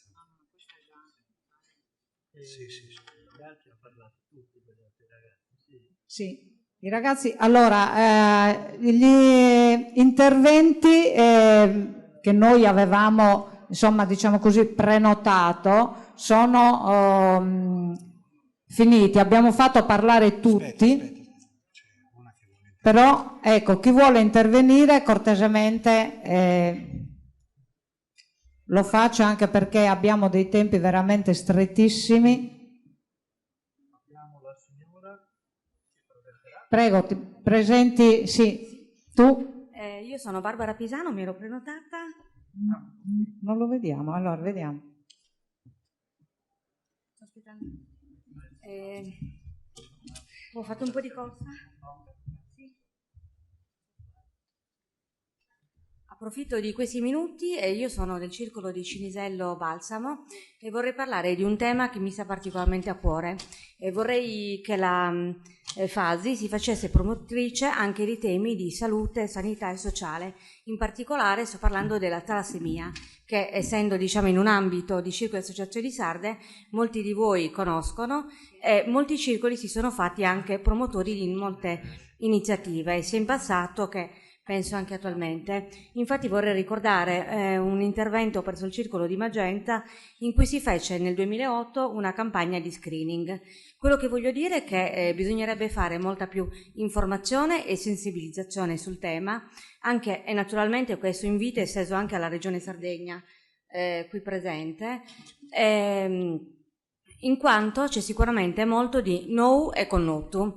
Connotu perché ormai se ne parla già dagli anni 60-70, la condizione di vita dei pazienti è notevolmente migliorata, si fa una qualità di vita normale, ma per far ciò che è fondamentale è la terapia tradizionale, che sono le terapie trasfusionali. Ma per far ciò in una maniera che possa dare vera qualità di vita c'è necessità di avere una disponibilità del sangue. Quindi ringrazio in questo momento tutti quelli che sono donatori di sangue, ma secondo me si deve fare molto di più e vorrei che se ne facesse carico anche la FASI con i circoli, che promuovesse, diventasse partnership delle campagne di sensibilizzazione del sangue in tutta Italia, ma in particolare nella Sardegna, perché secondo me non è più concepibile nel 2021 che si possa arrivare in molti periodi, e in particolare nell'estate, quando uno dovrebbe pensare al farsi le vacanze, a dover soffrire ed aspettare, perché non è possibile che ci sia un'emergenza, in quanto è conosciuto e pianificabile. Quindi per far ciò sicuramente aiuteranno le campagne di sensibilizzazione, che mi auguro e credo che siate molto sensibili e vogliate abbracciare, ma soprattutto chiamo anche in questo contesto il coordinamento dei giovani. La loro campagna social sicuramente potrebbe essere di grande aiuto. Una volta che i donatori sono sensibilizzati, e lo sono stati anche in questo periodo di pandemia, quello che è necessario, perché donare è sicuro e i centri trasfusionali sono sicuri, si arriva con un'altra problematica, che è quello del personale all'interno dei centri trasfusionali. Quindi vorrei chiedere alla FASI di istituire una borsa di studio o più borse di studio per dei medici e infermieri che possano lavorare al centro trasfusionale sardo. E in particolare i centri sono pubblici, potrebbe essere per esempio quello del Brozzo di Cagliari. Scusami un secondo. Sì, aspetta, ti facciamo chiarire assolutamente, perché è molto importante quello che dici. Okay. Devono recarsi alle urne il circolo di Cremona e Lecco. Anche Magenta. Prego, scusa che approfondisci pure perché è importante. Prego. Grazie, infatti colgo l'occasione proprio di questa famiglia sarda e non solo, per parlare e sensibilizzare sul tema. Bisogna fare anche molta informazione per aiutare le giovani coppie che vogliono fare una scelta consapevole, anche perché adesso la possibilità di vita per i pazienti affetti dalla talassemia o tutte le altre emoglobinopatie hanno assolutamente una qualità di vita normale. E poi vorrei, quindi forse ribadisco quello che era invece proprio il progetto, quello di istituire, grazie alla FASI, con la collaborazione della FASI, delle borse di studio per dei medici o infermieri o chiunque dei tecnici che possono lavorare presso i centri trasfusionali. Questo avrebbe sicuramente una duplice utilità. Uno, nel senso che possano aiutare la donazione e quindi direttamente i pazienti, che poi non riguarda soltanto i pazienti affetti da talassemia, ma questo problema riguarda anche la donazione del sangue in tutti gli altri casi, anziani, interventi, incidenti. E poi vorrei parlare di ciò che invece è no in questo momento, anche per aiutare le giovani coppie sullo screening, la sensibilizzazione e l'informazione, in maniera tale che si possano fare delle scelte consapevoli. Quindi per questo è necessario sapere che siamo in un momento, oltre di connotu, di no, cioè che ci sono tante terapie innovative, in questo momento. Infatti l'ultimo farmaco è stato iscritto da poco nella Gazzetta Ufficiale, che partirà a breve nei vari centri, e poi terapia genica e terapia il metodo CRISP, quindi la nuova terapia che è stata in questo momento si sta studiando, sperimentando. Quindi chiedo veramente l'aiuto di tutti per sensibilizzare l'informazione. L'ultima cosa che ci tengo a dire: so che molti circoli sono sensibili, fanno già degli eventi o delle campagne di informazioni che riguardano questo tema, e quindi forse ci sarebbe bisogno di un maggiore coordinamento o di un'unica comunicazione, in modo tale che chi avesse bisogno sul territorio nazionale di queste informazioni possa rivolgersi alla FASI, ai circoli, per poterle avere. Vi ringrazio per la disponibilità. Grazie mille del tuo intervento.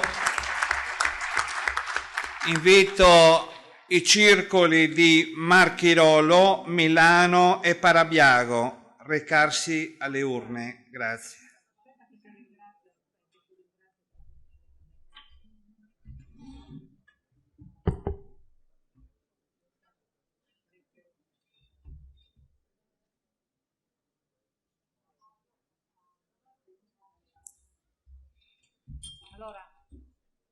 Scusate, è un attimo proprio di attenzione perché è il nostro funzionario di riferimento di molti circoli, il dottor Boi, deve andare via. A noi questa presidenza ci teneva veramente a ringraziarlo perché ha seguito tutti i lavori del congresso, assolutamente. Grazie infinite, grazie infinite. Così come ci sentiamo di ringraziare tutte le istituzioni che sono intervenute, deputati e senatori, il Presidente e l'onorevole Cossa che veramente ci ha seguito proprio per tutti questi 3 giorni. Grazie, veramente, grazie infinite, grazie.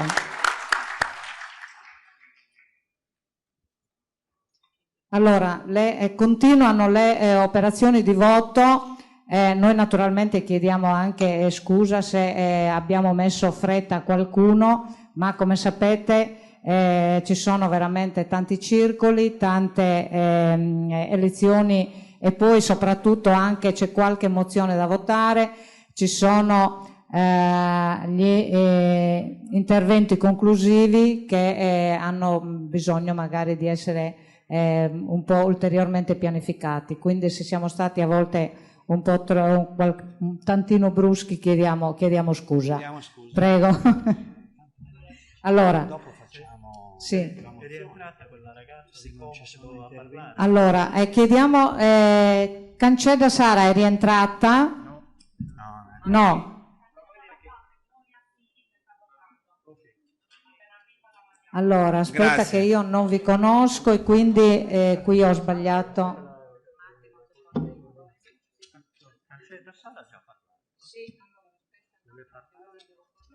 Gloria. Eccola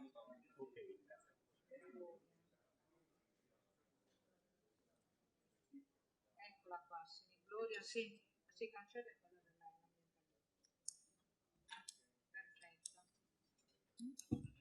Allora, se c'è qualcuno che vuole intervenire anche per...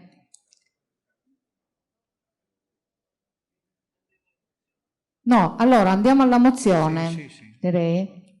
Quindi, allora attenzione perché dobbiamo votarla, naturalmente vedete se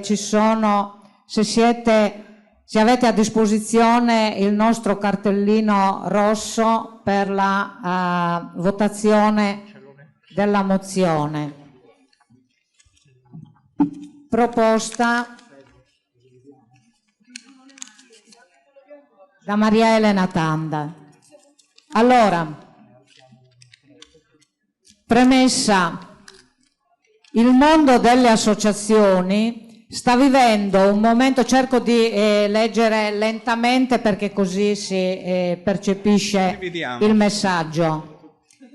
Il mondo delle associazioni sta vivendo un momento storico di notevole rilevanza con l'attuazione delle RUNTS, istituito con il codice del terzo settore. Prego. Si accomodano i circoli di Pavia, Peschiera, Borromeo e Sarono. Prego. Istituito con il codice del terzo settore, approvato con il decreto legislativo 3 luglio 2016 numero 117. La trasmigrazione dei dati contenuti nei registri speciali delle associazioni di promozione sociale è stata di recente avviata e dalla data del 22 febbraio 2022 gli uffici del Registro Unico Nazionale del Terzo Settore provvederanno a richiedere agli enti eventuali informazioni o documenti mancanti e a verificare l'esistenza dei requisiti per l'iscrizione. Queste operazioni riguardano anche i circoli sardi confederati nella fasi che sono consapevoli dell'importanza dello status di ente del terzo settore e pronti a fornire le informazioni e i necessari documenti per la loro permanenza nel perimetro del Registro Unico Nazionale del Terzo Settore. In questo contesto, la generazione di nuovi adempimenti che potrebbero derivare dalle modifiche avviate di recente dal Senato della Repubblica al decreto IVA numero 633 1972 interferisce con il procedimento in atto, creando un clima di incertezza e di preoccupazione, tanto più che la modifica avviata, collegata ad una vecchia procedura di infrazione dell'Unione Europea risalente al 2010, sembrerebbe introdurre adempimenti complessi non in grado di generare nuove entrate per l'erario e comunque penalizzanti per le associazioni di promozione sociale nel perseguimento delle loro finalità di interesse generale. Quanto sopra premesso, la FASI, in rappresentanza dei suoi 70 circoli affiliati, operanti in oltre 10 regioni italiane, chiede di riconsiderare l'avvio di queste modifiche nella presente fase di transizione verso il Registro Unico Nazionale del Terzo Settore, di evitare l'introduzione di adempimenti gravosi verso il mondo delle associazioni basato sull'attività svolta a titolo personale, gratuito e volontario dai loro aderenti, di non qualificare in materia inappropriata la natura delle attività svolte dalle associazioni di promozione sociale prive di finalità di lucro, di non attribuire ad esse la capacità di ostacolare la libera concorrenza nel mercato, di salvaguardare in tutte le sedi la funzione sociale delle associazioni. Milano, 12 dicembre 2021, ecco, chiediamo che venga approvata questa mozione che per i circoli mi sembra veramente, veramente importante, insomma. Prego, quindi alzate il cartellino, chi è favorevole naturalmente. Ecco, anzi, forse è meglio dire, ecco, giù, ecco, giù tutti. Chi si astiene? Nessuno? Chi è contrario? Astenuto? Non ho capito.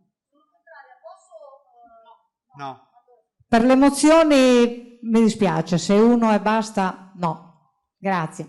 Va bene, quindi è approvata con un voto contrario la mozione. Come mai? Potevamo fare intervenire. Scusa, mi dicono Sandra, mi dicono dall'assemblea che puoi intervenire per le motivazioni. Prego. Intanto invito a recarsi alle urne il circolo di Vigevano e Vimodrone. Prego, a te. Allora, io non sono contraria al contenuto della mozione, sono contraria a togliere il fatto che noi non accettiamo l'introduzione delle modifiche in maniera transitoria, perché direi che invece dobbiamo essere categorici nel dire che noi non vogliamo nessuna introduzione dell'IVA e suggerisco di analizzare la stessa questione che ha riguardato l'effrazione del 2010 per il 118 in Toscana, che poneva la stessa questione come aiuti di Stato, e di vedere qual è la risposta che la Regione Toscana, vincendo contro la mozione europea, ha posto invece la questione che il volontariato è un valore aggiunto e non si tratta di aiuti di Stato. Quindi direi che non possiamo accettare nessun tipo di trattativa, e cioè che il volontariato non può essere tassato, perché noi siamo un valore aggiunto a prescindere, e quindi toglierei, se si toglie il periodo di transizione, io voto a favore, se no voto contro. Perfetto, mi sembra. Okay. Allora potresti parlarne, siccome la nostra esperta, lo sai, è stata avanzata da Tanda, proviamo a chiedere a lei la modifica. Può eventualmente Maria Elena. Maria Elena, puoi dare una risposta immediata, che così magari si cambia la mozione, che la votiamo, anche perché prego. Allora, naturalmente tutte le buone idee sono tutte le proposte sono benvenute, quindi vedo anch'io con favore una possibile integrazione, quindi magari la aggiorniamo tenendo presente anche questo aspetto, noi siamo stati molto più prudenti, insomma, e non abbiamo voluto irritare, diciamo, le persone di riferimento, cioè, diciamo, un po' diplomatici, perché quando si ha a che fare con certi ambienti, insomma, bisogna anche non provocare reazioni negative per il solo fatto che noi abbiamo osato, diciamo, porre questo problema. Quindi sicuramente l'idea è buona, quindi sono d'accordo di integrarla, magari ci mettiamo insieme a lavorare e la integriamo. Grazie Maria Elena. La fase osa, quindi noi osiamo e integriamo questa all'unanimità, allora, con l'integrazione che provvederete poi a scrivere, insomma. Perfetto. Paese, prego. A lei, no, scusa un attimo solo che... Prego, Paese. Velocissimamente per ringraziarvi, purtroppo salutarvi perché ho l'aereo che prendo da Malpensa. Si è parlato di collegamenti, di continuità territoriali, e dobbiamo fare di più, perché come si diceva, la Sardegna non è una regione extraterritoriale che forse viene collegata, forse sì, forse no, a corrente alternata, e tutti noi purtroppo patiamo questi disagi che, ahimè, ci impone un'Europa che ancora non capiamo quando si comporta così con territori che ne fanno parte a pieno titolo. Volevo ringraziare Serafina, il Presidente, per questa bellissima per questo bellissimo congresso che ho ascoltato con grande interesse, che dimostra una vitalità forte dei circoli. L'ultima l'abbiamo visto, Sandra di Pisa, che insomma da sola è riuscita in qualche maniera a migliorare le proposte che vengono fatte. Quindi ci tenevo a farvi i complimenti e a ribadirvi che la Regione Sardegna, il Consiglio regionale, lavora insieme a voi per rafforzare quel rapporto che ci deve essere tra la Sardegna e tutti i sardi, ovunque si trovino, perché i sardi hanno dimostrato che ovunque si trovino comunque hanno quel senso di appartenenza di una comunità, che è una comunità molto forte dal punto di vista identitario. Quindi grazie a tutti e forza Varis. Arrivederci, ciao. A disposizione per qualsiasi iniziativa che i circoli, la fase voglia organizzare. Grazie mille. Presidente. Grazie. Noi siamo felici perché il Consiglio regionale rappresenta tutta la Sardegna, rappresenta tutte le idee intellettuali, le idee storiche, le idee partitiche della Sardegna, e quindi per noi è l'interlocutore che abbraccia tutta la nostra attività, e quindi riprendere questo rapporto in modo forte anche dal punto di vista legislativo è una richiesta che facciamo. Grazie mille, a disposizione. Grazie. Arrivederci. Si preparino per recarsi alle urne la circoscrizione nord-est, e i circoli si presentino alla votazione, il circolo di Belluno e Bologna.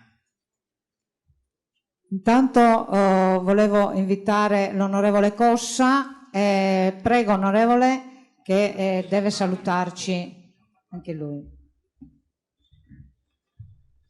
Sì, grazie. Anch'io volevo ringraziarvi per l'opportunità che anche quest'anno mi avete dato, ringraziare Serafina per il lavoro svolto in tutti questi anni. Io ero anche presente alla sua elezione, quindi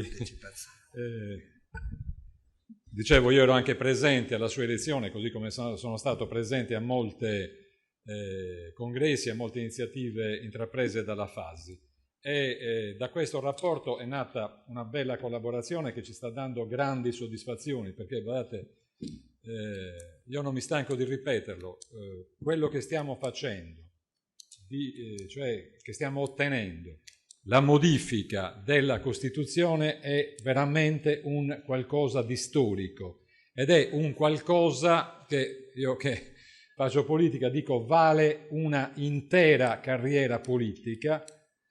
Aver ottenuto assieme a voi, assieme alla straordinaria passione che voi avete messo in questo è veramente per tutti noi sardi della Sardegna e sardi fuori dalla Sardegna, veramente un motivo di grande orgoglio, di grande soddisfazione.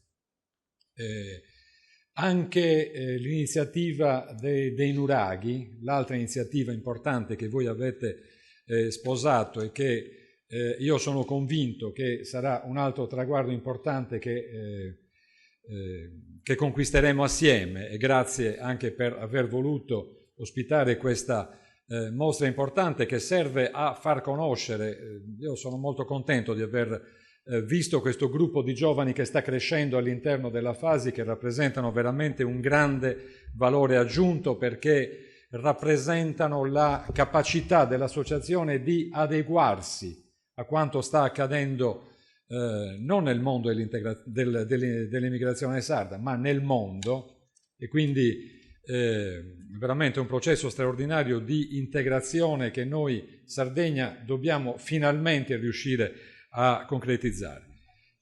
Molto importante la presenza anche delle autorità politiche che c'è stata in questo congresso, anche del Presidente del Consiglio regionale, perché non soltanto dimostra l'attenzione che ancora una volta c'è da parte delle istituzioni sarde nei vostri confronti, ma io spero che possa anche concretizzarsi finalmente nella attualizzazione di una legge che oggettivamente non ha più senso così com'è. Quindi io spero che anche di questi temi, con la nuova dirigenza alla quale formulo già i miei migliori auguri di buon lavoro, io spero che a breve potremo affrontarli. Grazie e buon lavoro a tutti. Grazie. Grazie infinite, onorevole, grazie. Prego, Gloria, a te. Invito i circoli di presentarsi di Fiorano, Modenese e Mestre.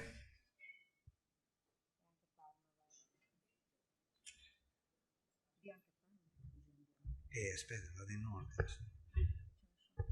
No.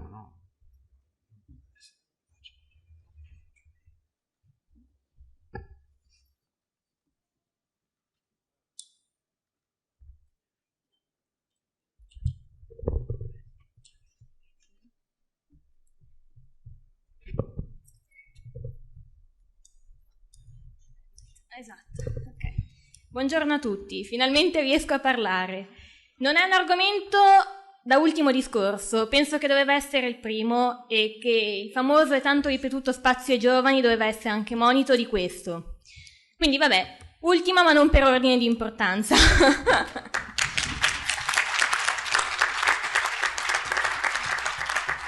Questa vuole essere una confessione. Dobbiamo confessarci oggi, perché non siamo stati in grado di tutelare la nostra isola. Ne abbiamo parlato benissimo, abbiamo fatto 3 giorni a lodarla, ma noi non siamo stati in grado di difenderla quando ce n'era bisogno.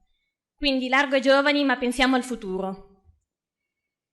Parleremo quindi di un'analisi retroattiva dei dati, un'analisi retroattiva degli incendi e di tutto ciò che è successo in questi anni. Parleremo dei fattori che alimentano le fiamme, pianificare e prevenire.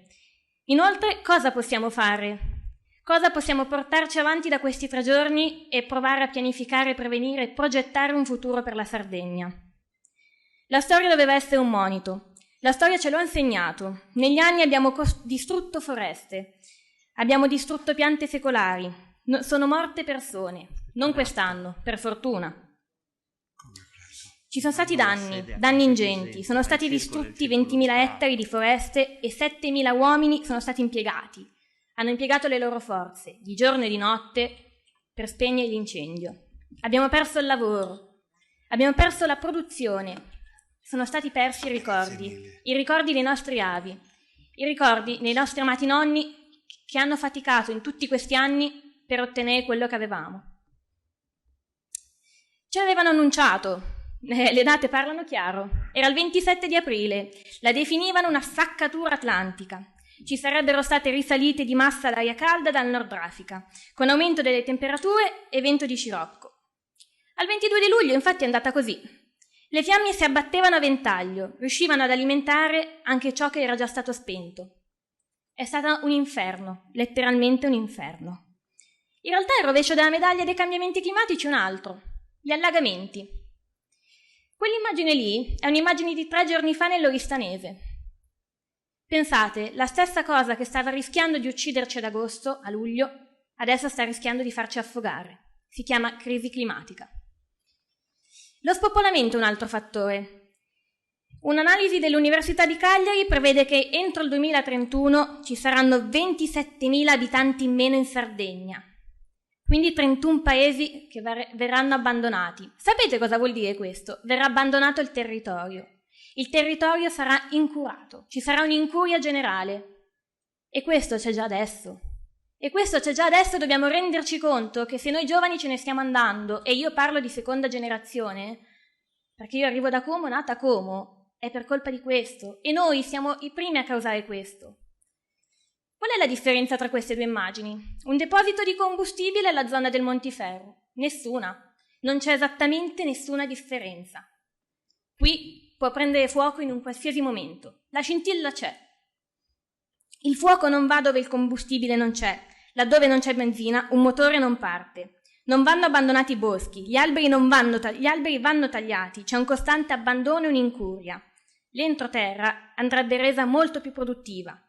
Dovremmo rendere le campagne luoghi produttivi, abbandonando stupide deroghe che prevedono il rimboschimento e prevedono addirittura il divieto di pascoli in queste zone. È questo che dobbiamo renderci conto. L'animale brucante ruba sostanza secca alla furia del fuoco, incrementando unità foraggere su se stesso. Le 2 P, pianificare e prevenire. Pianificare una cura costante del territorio, un equilibrio con i pascoli, entrare in una socio-economia, interventi selviculturali, la messa a dimora di postime autoctone, una gestione forestale completa regionale. Sarebbe bello una sinergia tra pubblico e privato. Esempio sistemi forestali a mosaico. Una zona tra area, bosco, dove si mescolano boschi pascolati ma anche zone di produzione. Zone dove ci sono piante officinali che possono essere utilizzate per la produzione. Bisogna produrre più reddito. Fa parte anche questo della pianifica. Prevenire. Scusa un secondo. Si rechino alle urne il circolo di Padova, di Parma e Piacenza. Prego. Bisogna prevenire. Io porto qua delle idee. Bisogna prevenire con della formazione. La formazione porta alla crescita. La crescita personale, la crescita culturale di ogni singola persona, porta alla conoscenza, porta alla nuova professione.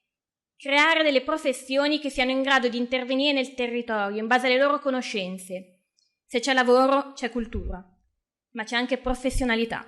Quindi bisogna fare formazione. Bisogna mappare territori di rischio. Io porto un progetto, Italia che cambia. In realtà è un progetto che potremmo utilizzare come spunto. È un progetto che vuole raccontare, mappare e mettere in rete quel pezzo di paese che di fronte a un problema si agisce.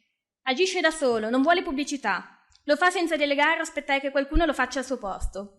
Vuole offrire strumenti di facilitazione. Potremmo prendere un po' spunto da loro. Per essere efficace la prevenzione bisogna agire sulle cause remote. Bisogna impedire le scintille. Non devono esserci fiamme. Non devono propagarsi le fiamme. Prevenzione vuol dire tante cose. Vuol dire cura del territorio, coltura del territorio, ma vuol dire anche conoscenza dello stato e delle dinamiche di criticità di ogni paese, di ogni regione. Scusa Sardegna, non siamo stati in grado di proteggerti. Ci sono nuovi pericoli all'orizzonte, non dobbiamo solo preoccuparci delle fiamme di luglio, vabbè, ormai intanto è andato a fuoco, fa niente. No, dobbiamo preoccuparci del futuro.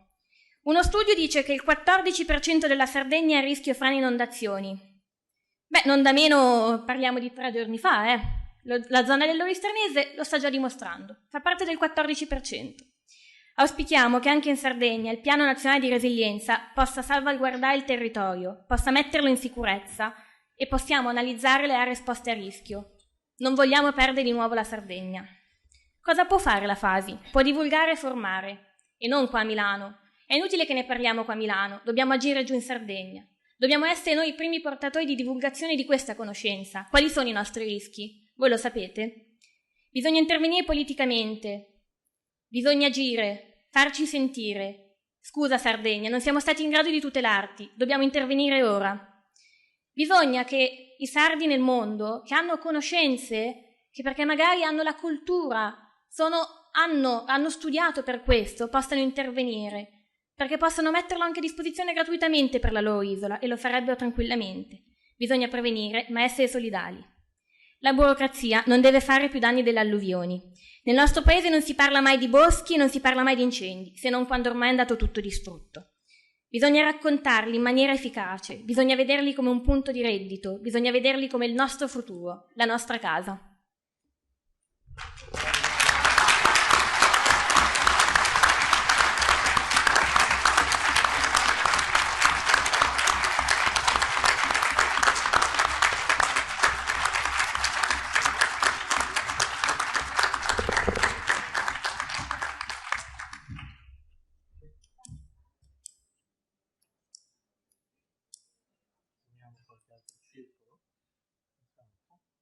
No, mi devono segnalare.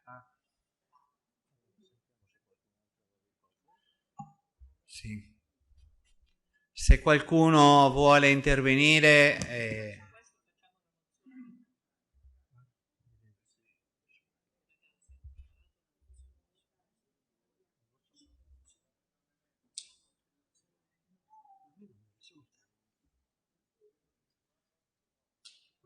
Scusate,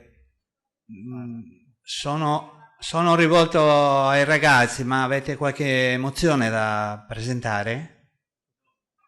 Ok.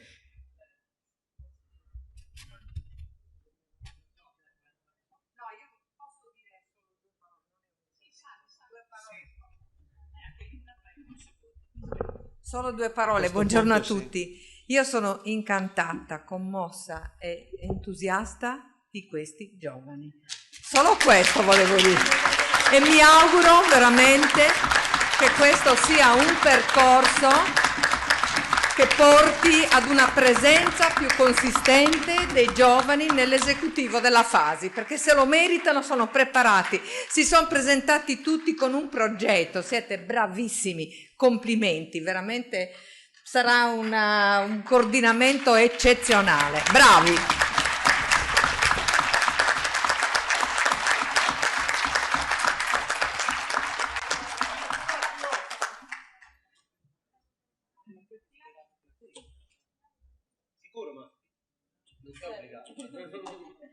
Basta che non ti metti a piangere. No, ma infatti Pierangela mi ha fregato, perché adesso mi riprendo. No, allora noi avevamo in mente di preparare una mozione che parte che dal punto di vista normativo, la nostra Sara da buon avvocato ha ben studiato questa cosa.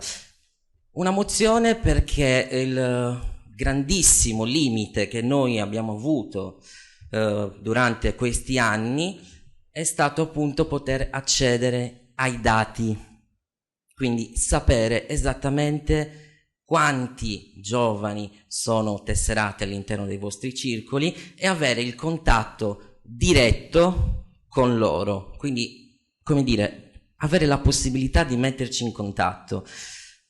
L'intenzione era quella, come dire, di creare un obbligo normativo che però appunto per motivi legislativi non possiamo fare, ovvero obbligare, quindi fare una forzatura di questo tipo, i singoli circoli a mandare costantemente a fine anno il resoconto dei tesserati, quindi l'anagrafica filtrata per età. Giusto quello, era soltanto questo, però dal punto di vista normativo non possiamo inserirlo all'interno dello statuto.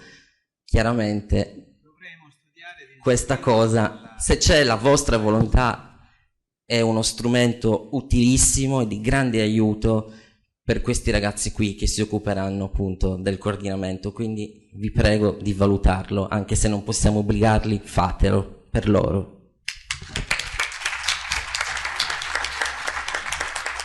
Scusa, su questo Mattia, io credo che non ci siano impedimenti da parte dei circoli a fornire questo tipo di dati, visto e considerato anche che tutti gli anni con la rendicontazione dobbiamo fornire l'elenco dei circoli alla Regione Sardegna, dobbiamo fornire l'elenco dei circoli alla Sardatellus per inserirci quelli che sono i diritti, diciamo, dei soci, per cui questi elenchi dei circoli di fatto circolano tranquillamente, ecco, per cui si tratta di fare uno sforzo per ogni circolo, di estrapolare i dati di quelli che sono i giovani e fornirli al coordinamento, perché mi sembra legittimo e necessario che il coordinamento dei giovani abbia il panorama completo di quelle che sono le disponibilità umane di ogni circolo, perché poi l'abbiamo visto fino adesso che tipo di interventi e che tipo di contributi ci possono dare. Grazie.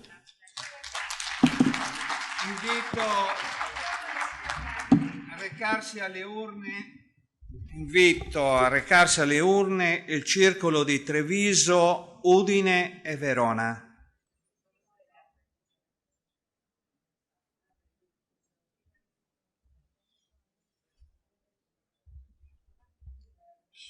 Sull'aspetto per dare i dati dei giovani dei circoli penso che non ci siano problemi personalmente. Oltretutto noi facciamo firmare la liberatoria, non facciamo altro che aggiungere sulla liberatoria trasmissione dei dati ai gruppi giovani e sarebbe risolto il problema, ecco.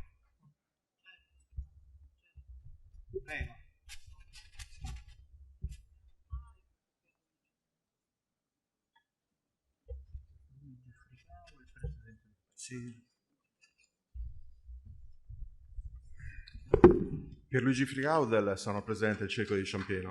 Grazie. Ma io direi che questo problema, direi che questo problema può essere risolto facilmente. Noi comunichiamo i dati alla FASI.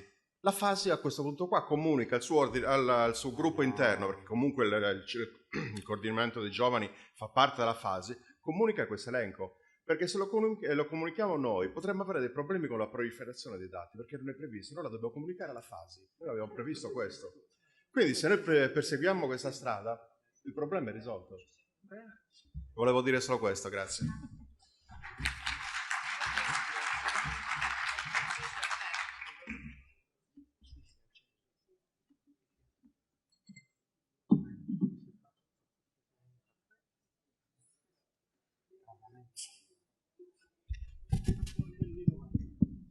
Sì, dicevo, però ricordo ai presidenti che non tutti mandano gli elenchi alla FASI. Col tempo si sono dimenticati di questa attività, nel senso di mettere in coppia anche la FASI sulla documentazione che mandate in regione, perché abbiamo bisogno anche noi dei dati dei giovani, ma anche di altri dati che sono importanti nel momento in cui andiamo a discutere con l'assessorato e con gli altri nostri referenti e di riferimento in regione. Abbiamo bisogno di dati e quindi di avere noi i dati che mandate anche in regione. È importante che la FASI sappia dire esattamente quanti iscritti ci sono complessivamente. È importante che ci comunichiate gli iscritti e le tessere distribuite ogni anno, altrimenti noi dobbiamo, cioè sono tessere che portano la firma del presidente della FASI, e quindi avere i nominativi effettivi dei tesserati, di chi ha questo documento in mano e con questo documento in mano viene riconosciuto in alcune situazioni, a partire da quello della bigliettazione, è per noi fondamentale. Non stiamo invadendo nessuna privacy, perché questi documenti, come dicevo, li mandate in regione nel momento in cui si iscrive il socio vi dà la liberatoria, quindi a volte penso sia solo a pigrizia. Si rechino alle urne i circoli di Vicenza, Gorizia, Pordenone e Trieste e si prepari il centro-sud. Grazie. Sei come quelli del supermercato che mandano gli annunci interrompendo. Ok, ecco, quindi vi ricordo questo, in questi ultimi... Eccola.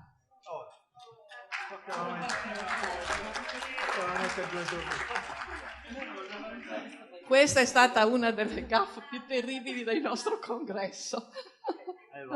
Non avere la bandiera sarda che abbiamo tutti nei nostri circoli, ma è stata probabilmente proprio una svista.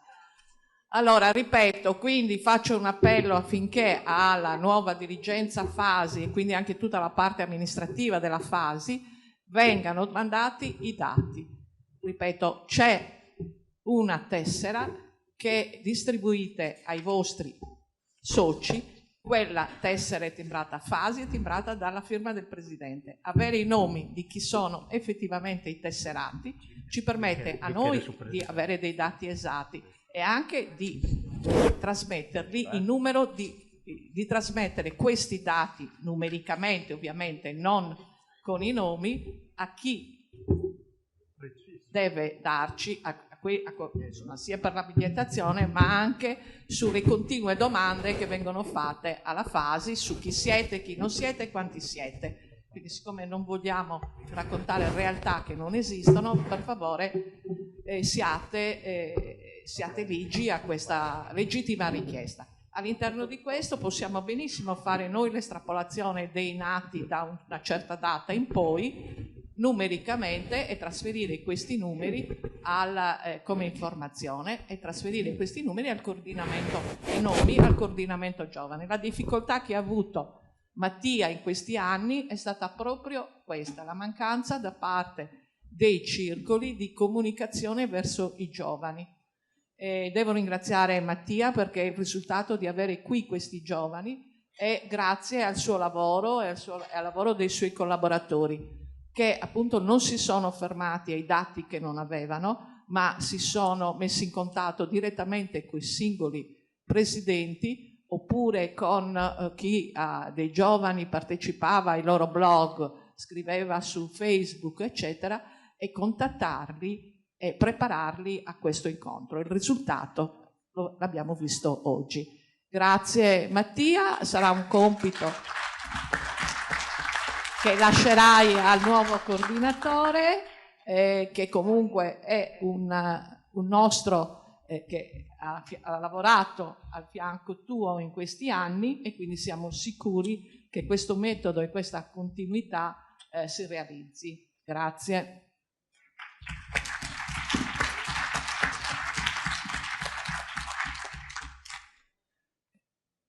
Approfitto per comunicarvi che la raccolta fondi, a proposito di incendi, ecco, noi prevenzione non possiamo farla direttamente, però l'aiuto quando succedono alluvioni e incendi, la Fasi non l'ha mai negato, sia come federazione sia con le iniziative e gli aiuti dei singoli circoli.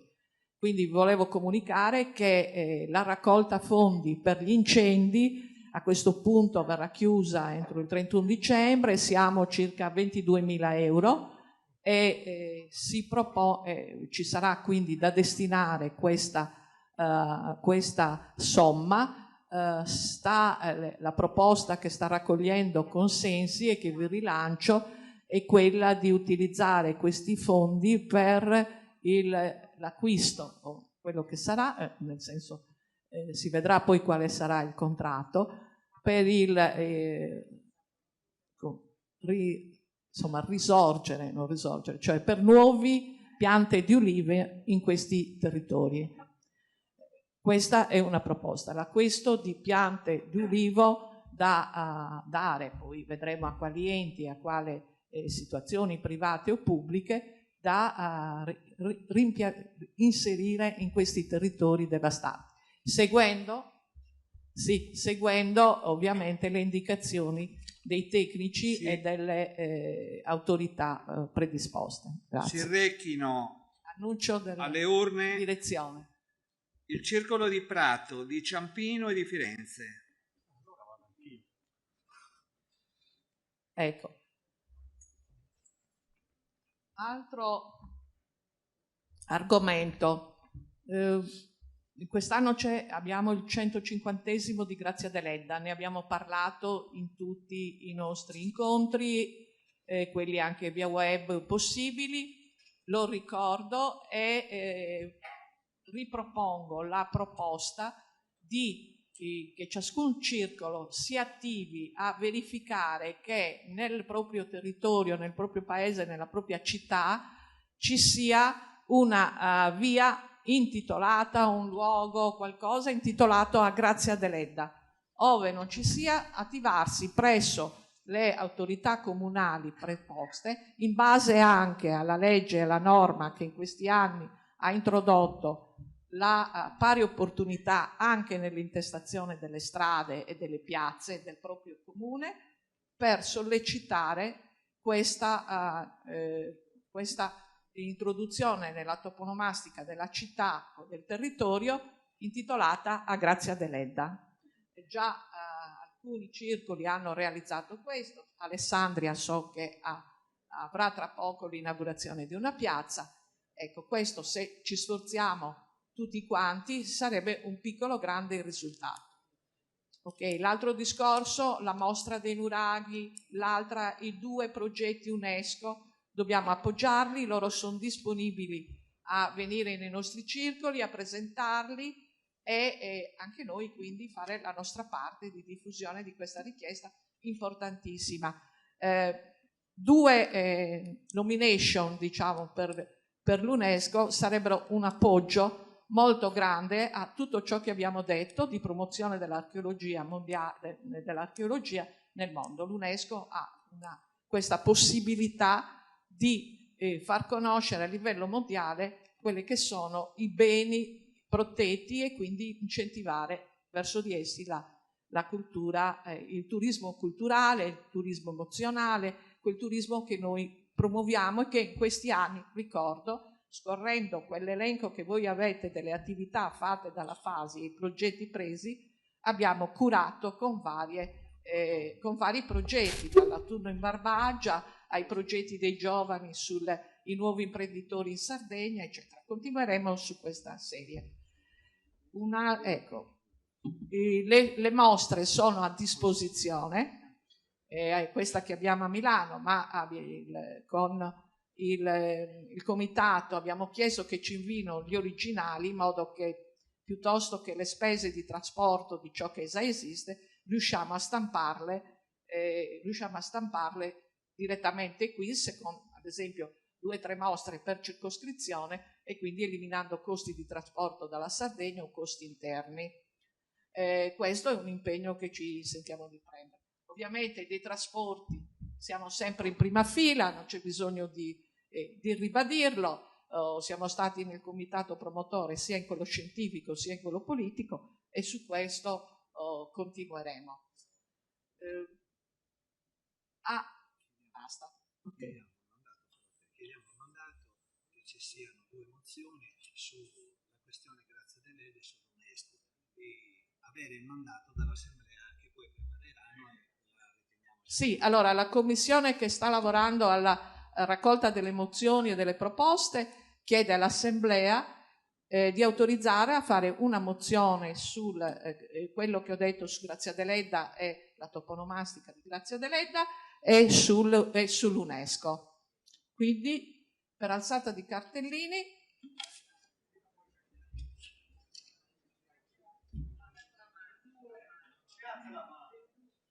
la Commissione provvederà a scrivere la mozione e a farla approvare entro la chiusura del congresso. È approvata, la leggeremo alla chiusura del congresso. Benissimo. Altre proposte? Altri interventi? Votiamo? Votiamo le 2 mozioni, scusate. Sì. Va bene. Allora, scusa Serafina, i circoli si rechino alle urne, i circoli di Francavilla al Mare, La Spezia e Ostia. Ok. Allora, approviamo la mozione sull'UNESCO? Alzate i vostri cartellini rossi. Mi pare approvata. Contrari? Astenuti? Nessuno. Allora, la mozione sulla toponomastica di Grazia Deledda nelle città dove abbiamo sede i nostri circoli. Ecco, anche una scuola, anche un centro sociale, qualcosa, ecco, qualsiasi cosa, va bene? Allora, le commissioni si mettano al lavoro per scrivere le mozioni. Grazie.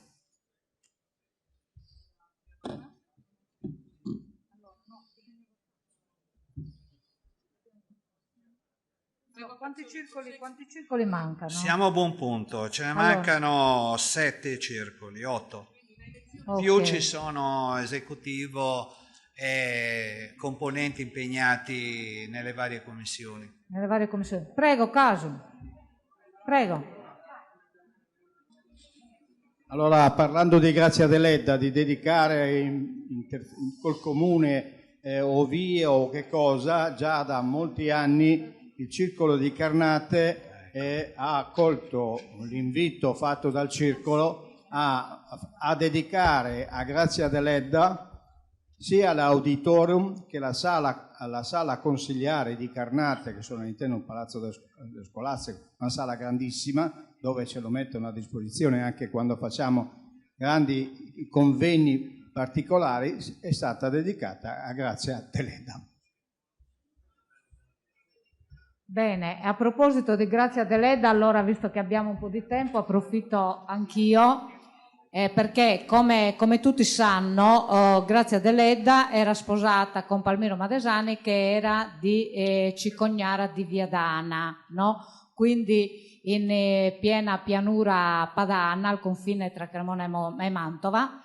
Il Circolo di Parma, che è stato contattato dal comune di Nuoro tramite la Fasi, perché insomma è intitolato a Grazia Deledda, e aveva in qualche modo già fatto un progetto di Grazia Deledda padana, ha proprio tenuto uno spettacolo in occasione della conferenza nazionale dell'ANCI, cioè dell'Associazione dei Comuni Italiani, che si è tenuta a Parma il 10 e l'11 novembre, 9, 10 e 11 novembre, e quindi il 10 di novembre ha fatto proprio questo spettacolo in un teatro, un auditorio molto bello, a cui ha partecipato in presenza il sindaco di Nuoro, Soddu, e anche in videomessaggdio l'assessora Alessandra Zedda.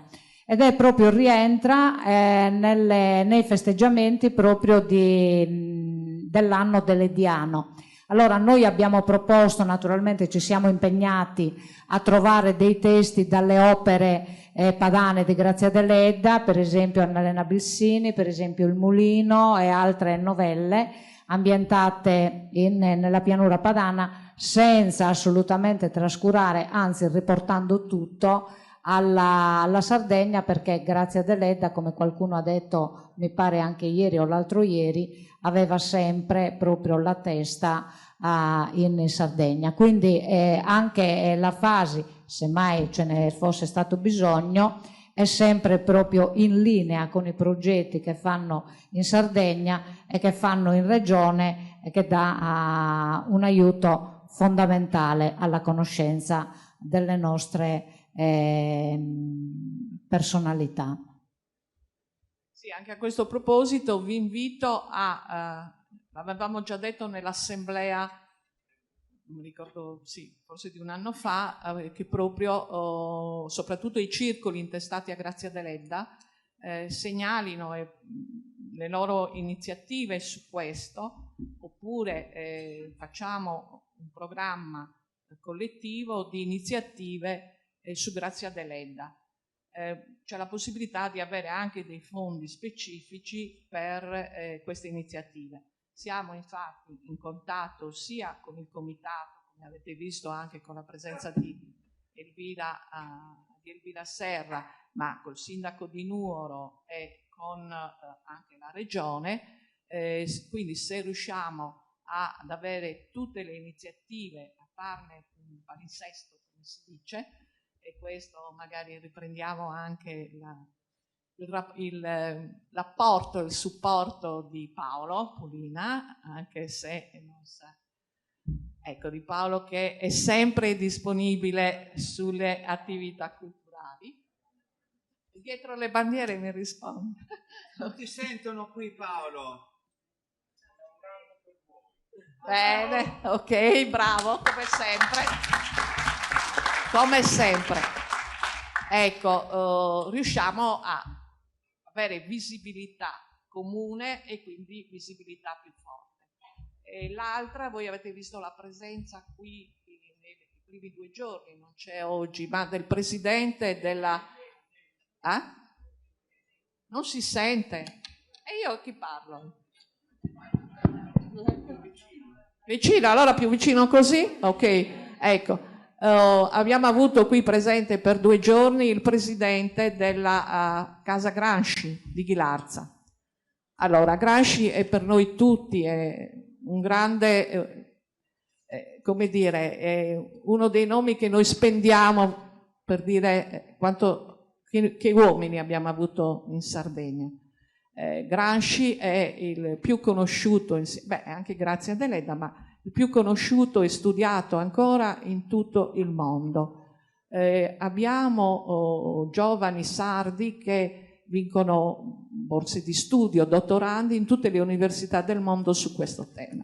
È un nostro orgoglio, è nato a Ghilarza in una casa molto modesta e quindi aiutiamo a mantenere questo legame anche ricordo fisico, far vedere quell'ambiente, quelle terre dove lui è cresciuto e dove ha maturato e dove ritroviamo questi paesaggi nelle sue lettere dal carcere e nei suoi racconti. Quindi diamo aiuto a questa fondazione e a questo piccolo comune perché è il vero monumento a Gramsci.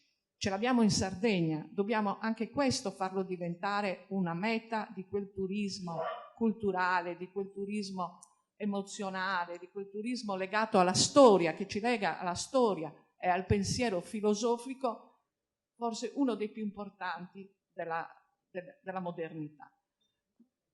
Sì. Quindi abbiamo fatto delle iniziative su questo. Oggi, questi giorni, avete visto anche una distribuzione del catalogo di un altro lavoro fatto sempre con un progetto regionale nostro, ma che ha coinvolto Casa Gramsci, che è le ultime scoperte sulle carte di Gramsci. Che cosa possiamo fare? Possiamo sostenerla tesserandoci con 100 euro all'anno alla Casa Museo e quindi contribuire a sostenere le iniziative. Una scuola importantissima, annuale, una summer school su Gramsci che comprende una selezione di giovani studiosi. Invito i circoli a recarsi alle urne, i circoli di Perugia, Pesaro e Pisa. Ecco, questo è un piccolo sostegno che però, visto il nostro numero, diventa grande per la Casa Gramsci, per poter continuare ad andare avanti e soprattutto fare promozione culturale del pensiero di Gramsci, ormai universale. C'è una ristrutturazione in atto dei servizi e della casa, quindi hanno bisogno di un sostegno e questo sostegno dato da noi è molto importante perché è il sostegno dei sardi, del popolo sardo fuori dalla Sardegna, quello dove poi lui ha vissuto. A integrazione volevo dire che vi è stato consegnato, non so, o vi sarà consegnato un catalogo, c'è scritto proprio riscoprire Antonio Gramsci, che è frutto appunto di quel progetto che diceva, di cui parlava Serafina. È stato curato dal Circolo di Parma. Noi abbiamo portato un catalogo, dicevo prima, da distribuire. Nel caso vogliate altri cataloghi, siate interessati ad averne altri, potete contattare assolutamente il Circolo di Parma. Il nuovo presidente Massimiliano Testoni e i nostri giovani stanno facendo proprio un sito anche molto bello, quindi facilmente reperibile, con i contatti, e quindi se siete interessati contattate, noi vi spediremo i cataloghi. Sono molto belli e c'è scritta proprio quella parte della formazione giovanile di Antonio Gramsci che lo porta ad essere, diciamo così, non solo patrimonio di una certa ideologia politica, ma anche veramente patrimonio della cultura mondiale, proprio assolutamente, perché è stato veramente uno dei pensatori più importanti del Novecento, a detta proprio di tutti. E adesso, con queste scoperte che sono state fatte nella casa di Ghilarza, lo diventa ancora di più. Quindi se siete interessati contattate il Circolo di Parma, con un piccolo contributo, perché veramente sono state spese delle risorse enormi per questo lavoro. Noi infatti stavamo chiedendo un contributo di 5 euro proprio per i cataloghi. Comunque se siete interessati poi contattateci e ve li faremo avere.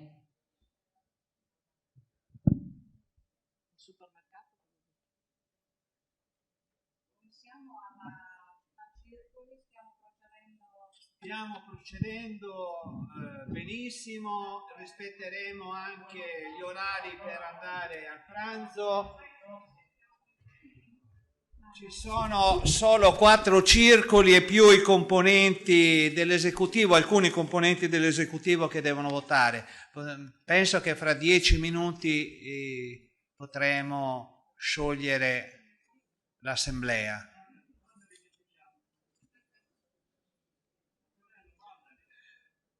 Allora, i circoli di Portoferraio, Roma Acrase, Roma Gremio e Siena si rechino alle votazioni.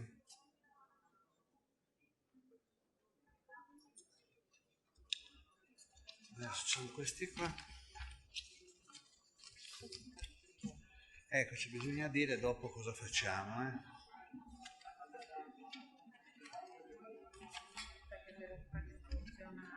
Intanto che abbiamo ancora 10 minuti, un quarto d'ora, vi spiego cosa succederà dopo pranzo. Quindi dalle 13:30, diciamo, In tono minaccioso. alle 13 circa andremo a pranzo, alle 15, forse anche prima se riusciamo.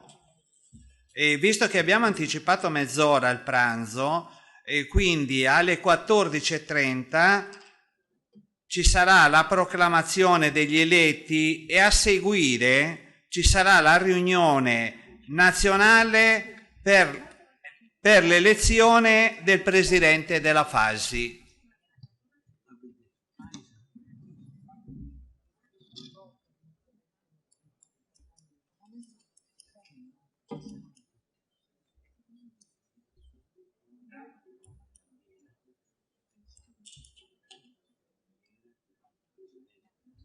Io nella lista ho l'elenco dell'esecutivo e quelli che hanno votato va bene, ma se ci sono alcuni che non hanno votato io li elenco.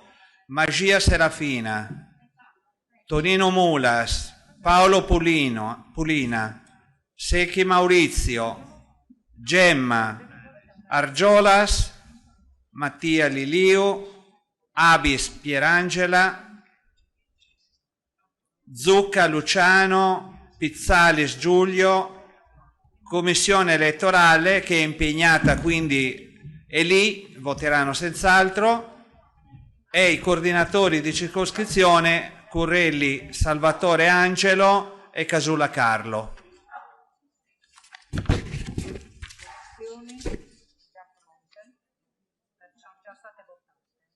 questo sono state votate. Sì,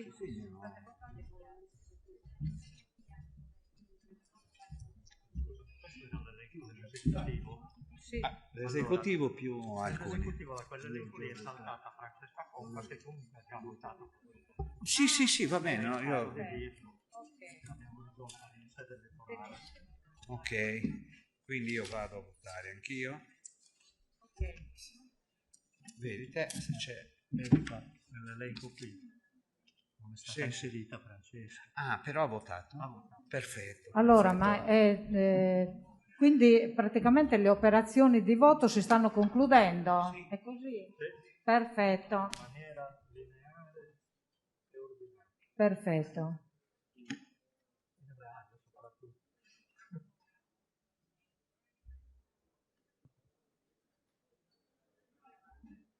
Vedi, se qualcuno era bravo a cantare, ora Mi suggeriscono dalla Presidenza dell'Assemblea, se qualcuno è bravo a cantare, noi mettiamo a disposizione 3 microfoni per intonare qualcosa, se qualcuno è bravo a cantare. Non abbiamo la Vanessa Dennanni che invece ci ha accompagnato l'altra sera. No, Angiolino, sei bravo.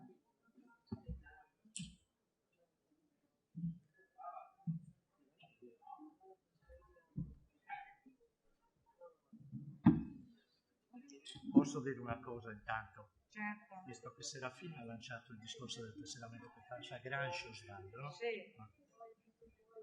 Mentre ero fuori. Scusate, approfittiamo di quest'attimo di relax prima dello spoglio delle schede.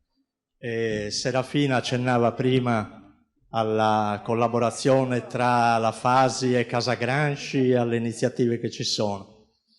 A me piace ricordare che sono in essere tante collaborazioni o seguite dai singoli circoli o dalla Fasi stessa con diverse realtà produttive e culturali della Sardegna. L'ho semplicemente accennato l'altra mattina quando sono intervenuto. Volevo ricordare questo rapporto di collaborazione stretta con la casa editrice Ilisso di Nuoro, che come ben sapete da 30 anni si adopera per la diffusione della cultura della Sardegna, ha ripubblicato tutti gli autori sardi più importanti da Grazia Deledda in giù fino ai contemporanei, ha fatto conoscere tutti gli artisti sardi fuori dalla Sardegna, insomma fanno un'opera veramente meritoria, considerando che è un'azienda privata, poi non è un ente pubblico, ecco, per cui gente che investe del suo per questa diffusione. La Ilisso ha curato e allestito in tutto e per tutto la mostra di Sironi che c'è qui a Milano fino alla fine di aprile, mi sembra, così sta facendo a Nuoro un grosso investimento a Nuoro con un museo privato, lo spazio Ilisso, che vi consiglio, se andate a Nuoro, di andarlo a visitare perché è una cosa veramente unica nel panorama museale nazionale, cioè un museo gestito direttamente da una casa editrice con degli spazi appositamente dedicati agli artisti sardi, da Nivola a Ciusa e via dicendo, e con delle mostre temporanee organizzate all'interno di questa struttura, per cui una cosa che fa veramente onore a tutti.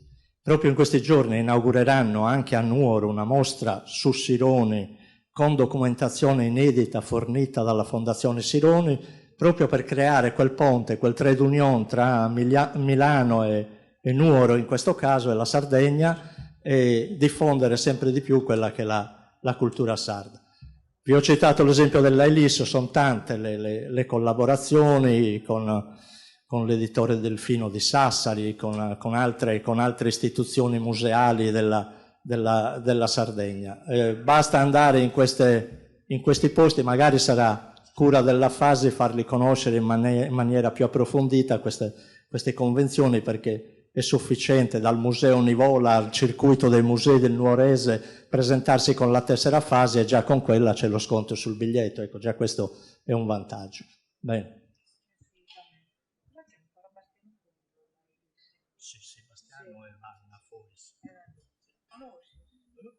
Bastiano. Tutte e due. Mi ha mandato un messaggio lui prima. Sì? Era... Io lo conosco tantissimo, anche tu mandami un messaggio, dimmi che ti saluto. Un bacio grande dalla Giuseppina Pira. Ma te sei del Pira di Michelangelo? Quando mi devo vantare di qualcosa lo dico, sì.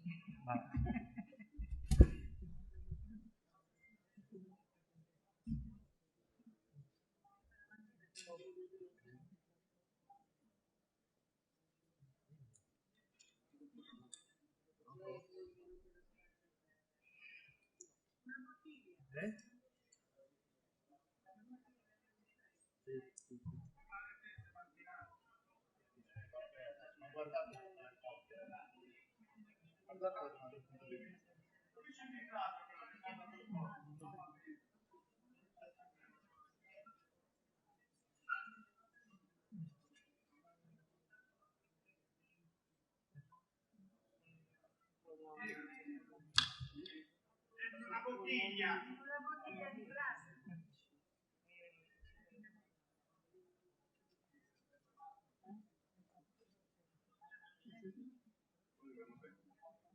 Meglio così,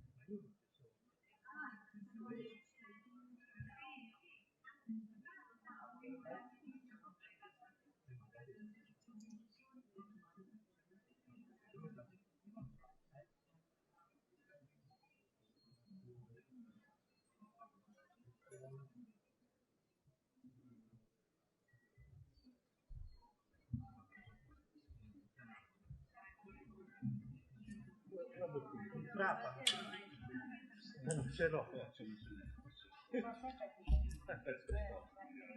No, lo sto succedendo. Oh, non bevete più adesso perché devo stare. No, vedi che questo è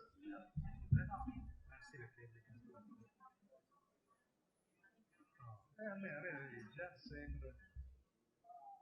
Dovevate pensare prima voi la dirigenza qui, la bandiera, neanche la bandiera dei quattro morti. Ci dovevate pensare voi che siete di là, noi siamo di qua. Lo so, pensavamo ci fosse. Strano, ma non c'era. Era un pensiero un po'.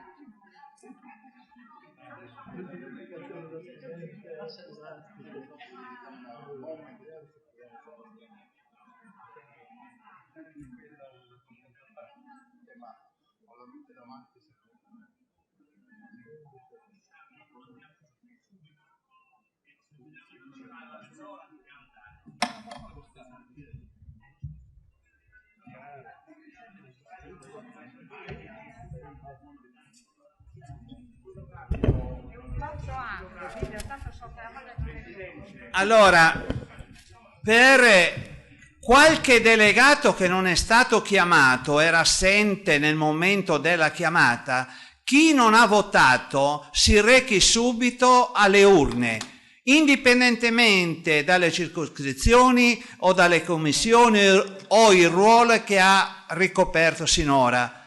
Stiamo chiudendo. Prima c'è la votazione di queste mozioni.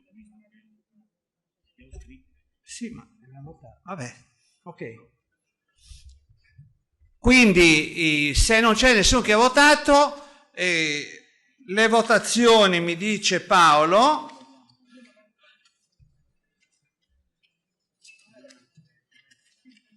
dove cavolo sono? Cioè, abbiamo già votate. E intanto velocemente rivotiamo le votazioni che la Commissione mi ha incaricato, ci ha incaricato di rileggere. Sì, per la cosa. Vai, dai, leggete. Allora, perché allora le rileggiamo proprio per correttezza perché sono state scritte. Allora, il 7° congresso della FASI, come contributo da parte della Federazione dei 70 circoli affiliati alla valorizzazione della ricorrenza dei 150 anni dalla nascita di Grazia Deledda, impegna le associazioni a prendere contatti con le istituzioni locali che possono intitolare una via, una piazza, una scuola o una biblioteca al ricordo perenne del lascito culturale della grande scrittrice che ha fatto diventare la Sardegna un luogo simbolico universale conosciuto in tutto il mondo. Questa è una, naturalmente in tante città c'è già la via Grazia Deledda, a Parma per esempio c'è. Ufficialmente. Ok, giù. Sì, perfetto. Chi è contro? Giù. Chi è contro? All'unanimità. Okay. Astenuti? Ok, andiamo avanti, la seconda. Seconda, il 7° congresso nazionale della FASI. No, questa è uguale a quella che sto leggendo, me ne hai dato una copia. Stanno arrivando, Polina, non t'arrabbiasi, mantiene la seria.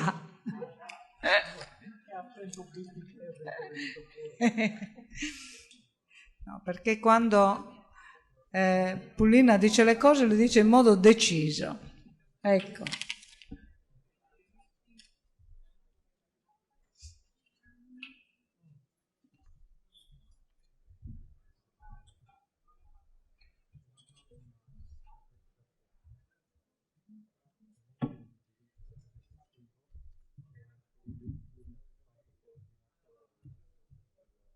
Ah sì, giusto.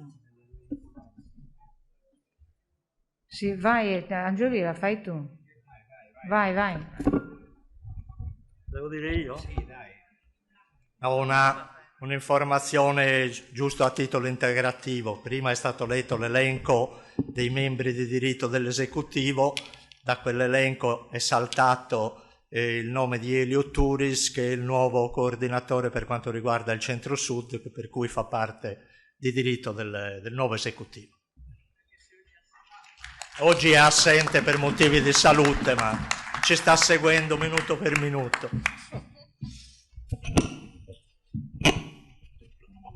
Ho rotto il microfono.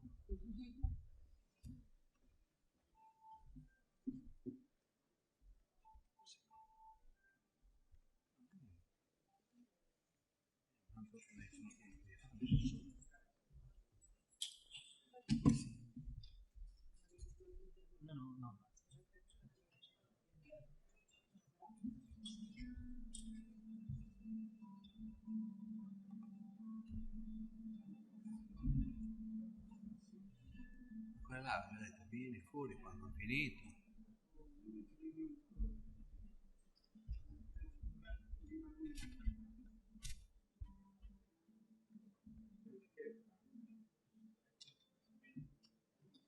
Poi arriva anche l'altro.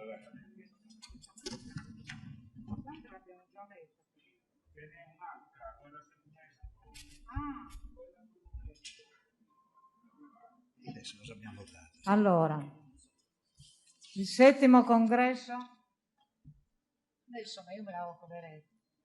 Allora, il 7° congresso della FASI, nell'ottica di valorizzare la figura e l'opera del grande intellettuale sardo Manlio Brigaglia, impegna la Federazione a studiare le modalità per l'istituzione di una borsa di studio da assegnare a una tesi di laurea sull'opera pubblicistica di questo grande storico e giornalista. Tesi da discutersi presso una università non sarda sull'esempio di quello che è stato già fatto dalla FASI per Grazia Deledda, tenuto conto che il professor Brigaglia ha sempre espresso la necessità che le opere di studio sulla Sardegna venissero conosciute anche fuori dall'isola. E onore a Manlio Brigaglia, assolutamente. Provato. Perfetto, all'unanimità mi pare.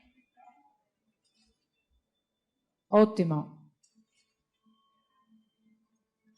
Pulina, se ti vuoi dare una mossa con le altre di mozioni.